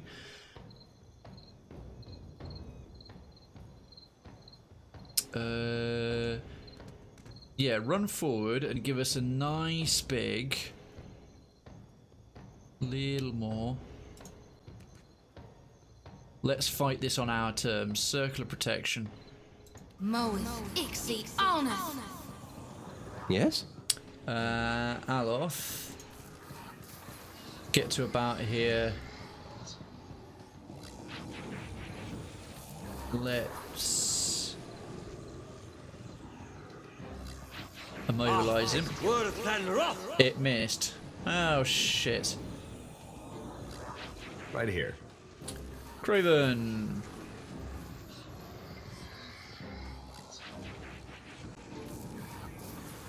Swift flurry. Enduring dance. Thunderous blows. Absolutely. Oh, good. Okay, he's a tough old lad. That's 35 damage. About 15% of his health. I am ready. Not a problem. Balagina. Sworn enemy. Now he's flanked, right. Our community grows. Firestorm 7, thank you so much for the follow. Residency to Cravenstown is granted. Lodgings are being prepared. Delighted to have you. And there we are. Proper welcome to Cravenstown. Welcome to the channel. Thank you so much for supporting it. I sincerely appreciate it. I hope you're having had a very nice weekend and are having a good Sunday. Right. Something I can do? There is a dare. You can walk forward to about there. Discipline barrage and then charge. We didn't stun him because he's so quite high up against us, but we did. He's now disoriented something. Okay, we're up against 1, so we're going to switch our stance to Conqueror stance, our improved one-on-one Leave stance. it to me. Skulking Terror, what are you going to do? He's gone hardy. Oh, he doesn't hit very hard at all. That's fine. Circuit protection, awesome. Now then, devotions for the faithful. I think so, as we're now all inside it. Hey there. Krayven, I think all your buffs are currently up, aren't they? Yes, they most definitely are. Of course. Just like that. Ah, that's a decent crit. Yeah, we'll be through this guy before too long. Aye. Aloth, you want to use a... Oh, Aloth isn't rocking any scrolls right now. Okay, then. What will we do? What will we do? Combusting wounds. That's right, yellow won't hurt any of our friends, so we can just cast it indiscriminately. Yeah? There. I'd say kick, mule kick, knock him on his ass. Nice, it dropped a blind as well. Perfect. Flames of Devotion once again.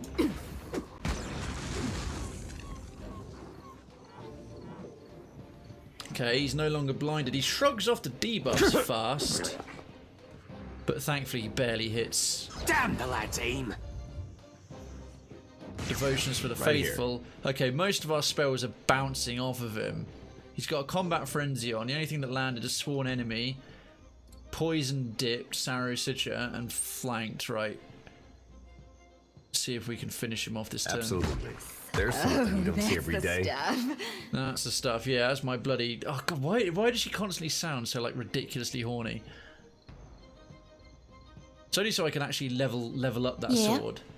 Right, I think Blessed Harvest should make short work of this, if it lands. Lavaru, be on sync. It did.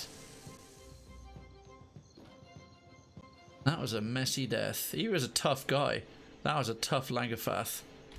Watching. That's it, all he had was a fine club. Curious.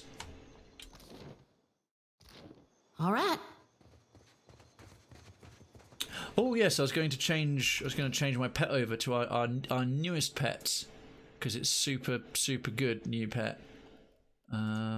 Where are they? Where do we keep all the doggos? Yeah, this baby boar that interrupt with melee weapons. That's even better than Peter with the 5% extra damage from AoE effects, but we'll keep Peter in there. The rest of this lot are like whatevs. I just keep them because I like having all the floofs.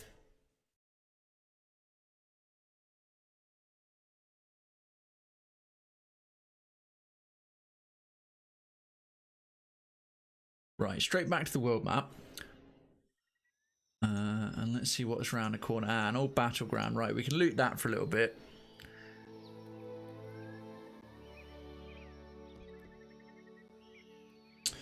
The site of a recent battle spreads before you. The bodies of the routed forces still lie where they fell, though most have been picked clean by scavenging beasts. This is like a tiny island with only a small basic village, but suddenly an old... there's been a recent battle. Okay, sure. Sometimes I think they should put certain rules and restrictions on what kinds of randomly generated things could appear where, because sometimes they make no sense. Cache of undetonated explosives. Whatevs.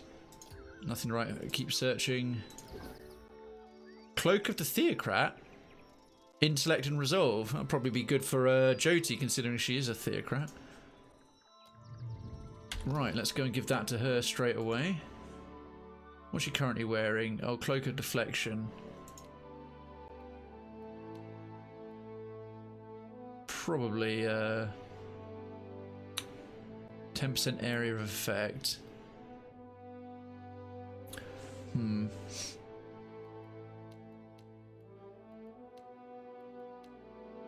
Yeah, that Cloak of Deflection might be worth...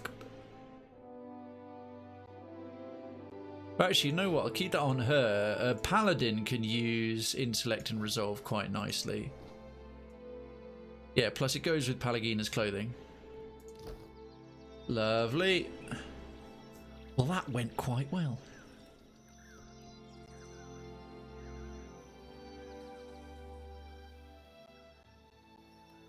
Right then, folks, into Tikawara. We'll go back to... I love how it's just like built into the village. I really, really do love these global and local maps they put on this. It's just brilliant.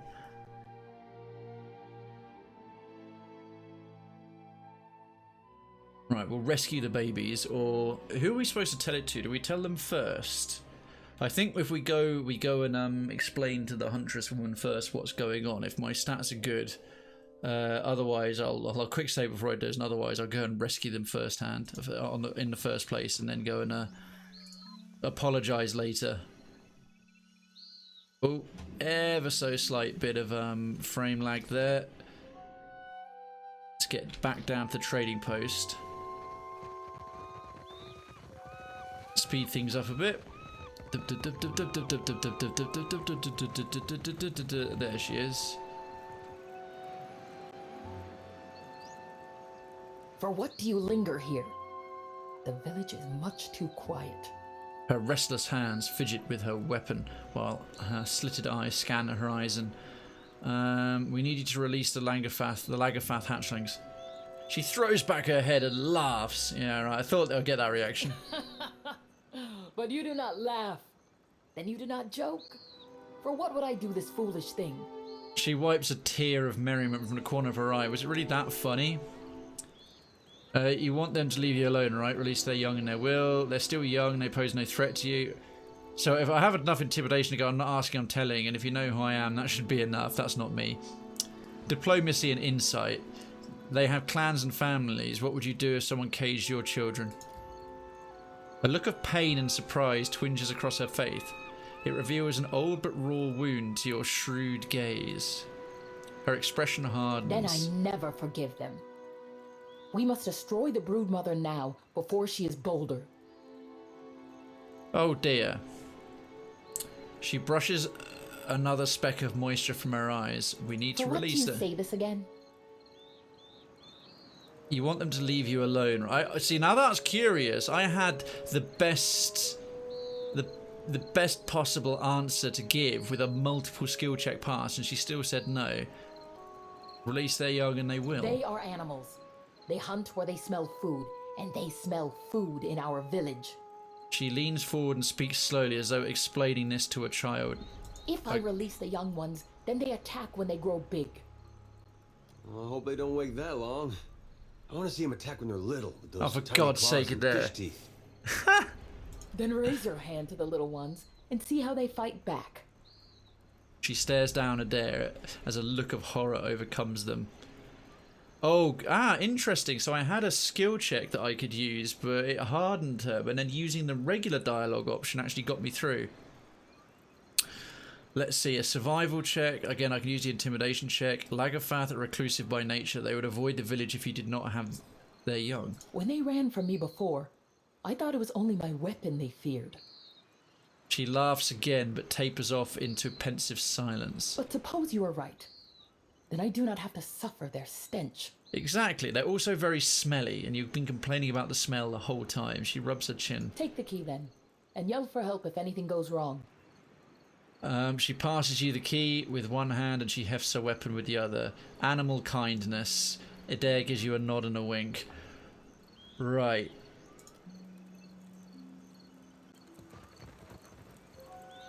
Phew, I thought for a second there, like, really, all those skill checks, and it's not gonna go right. Plus, we killed half their battling army, and their toughest, hardest guy who was stalking the beach is now a rotting corpse that's going to be eaten by some passing dolphin. Okay. Chirp. Look out! They escape! Chirp. Chirp, chirp. Chirp, chirp. Quest completed. Broodmother's Fury. Leaping from the water, the broodmother eagerly chirps and beckons towards her hatchlings. They rally around her with unbridled joy. She lets out a low-pitched warble when she sees you. The broodmother makes a show of removing her necklace and laying it out on the sand, then gesturing from you to take the necklace and back again.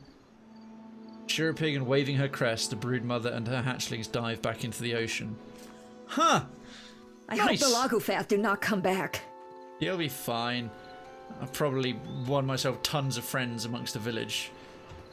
If I steal their crappy, manky fish, that'll probably do me even fewer favours.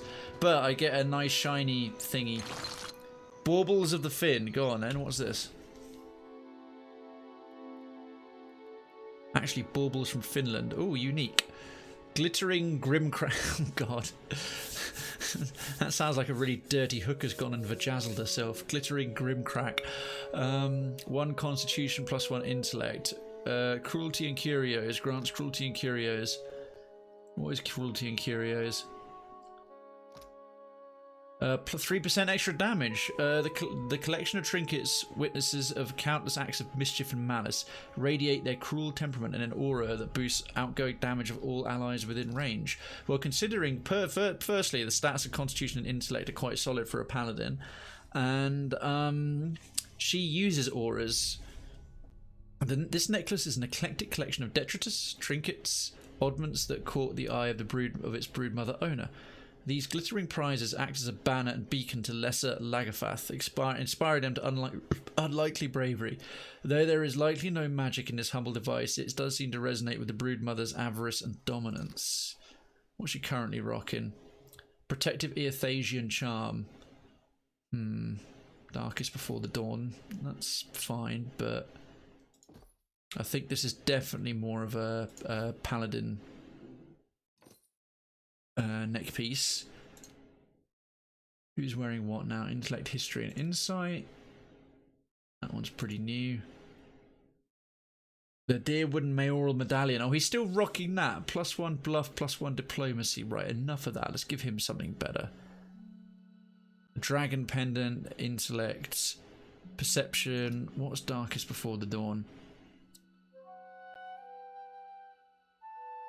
Grants health over time, reduces incoming damage when the wearer is near death. That's not bad for a tank. But I wouldn't mind having burn armor rating and slash armor rating. I wouldn't mind having Call the Clutch back. But that Mayoral Medallion is his own one because we did Pillars 1, so we'll keep that on him. I feel bad there's not enough for everybody. No, you don't. Okay, Broodmother's Fury is done. Terms of trade. Investigate the situation in Poko Kohara.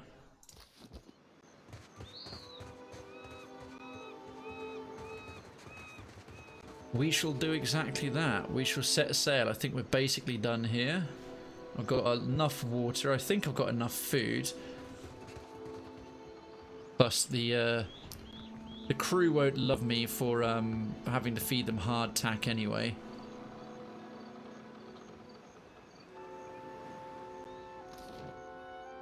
Let's see, leave town by sea. Alright, so that was a quick stopover.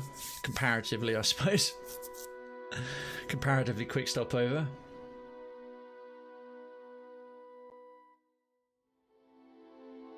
We're back on the open water and onto Poko Kohara itself.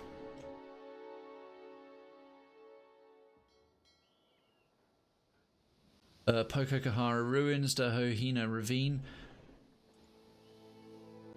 Let's explore a little bit more of what's around here, right? Huh, I definitely know I have more water than that. I love how we can rest on the ship whenever we like. That's a nice detail. We'll stick... There we go. Rice wine and beer.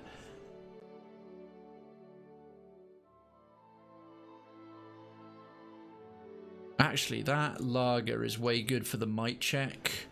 Rice wine and then on to water.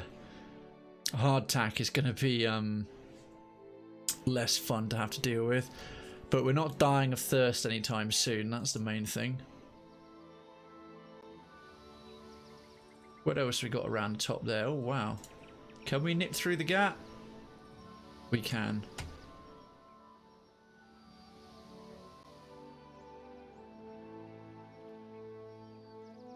Okay, that's properly uncovered the whole region. Nice little lap of the island there. Ah, shit, that's going to take too long to go around the spit. 5 kelp, fire kelp, tar loaf. Yeah, I've got too many sailors here at the moment to feed. Half of them aren't even having to do any work. They get like to do half shifts. So we'll want to come to about there. Hopefully there's no random storms kicking around.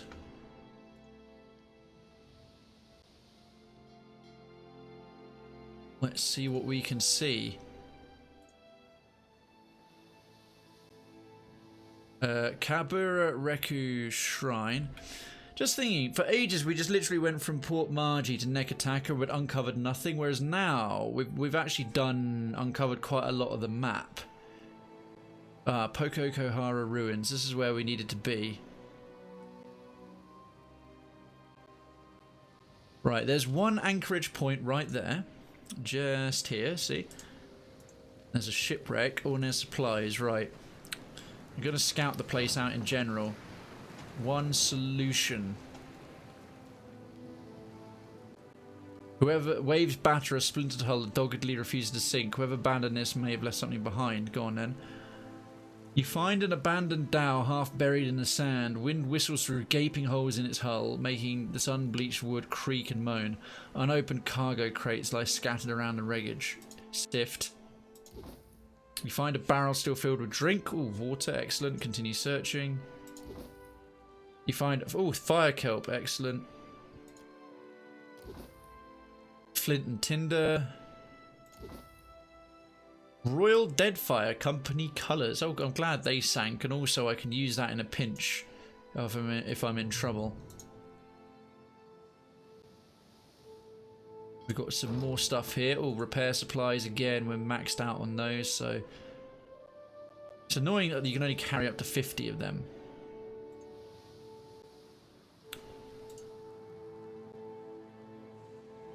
Okay, even sailing close there won't get rid of these weird, unnatural storms.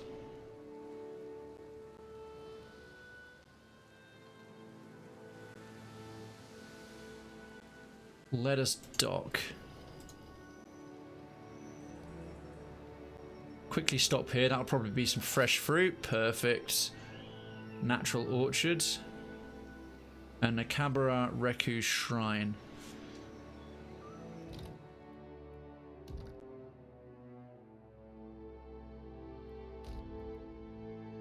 We'll put that bad boy in there. That's done.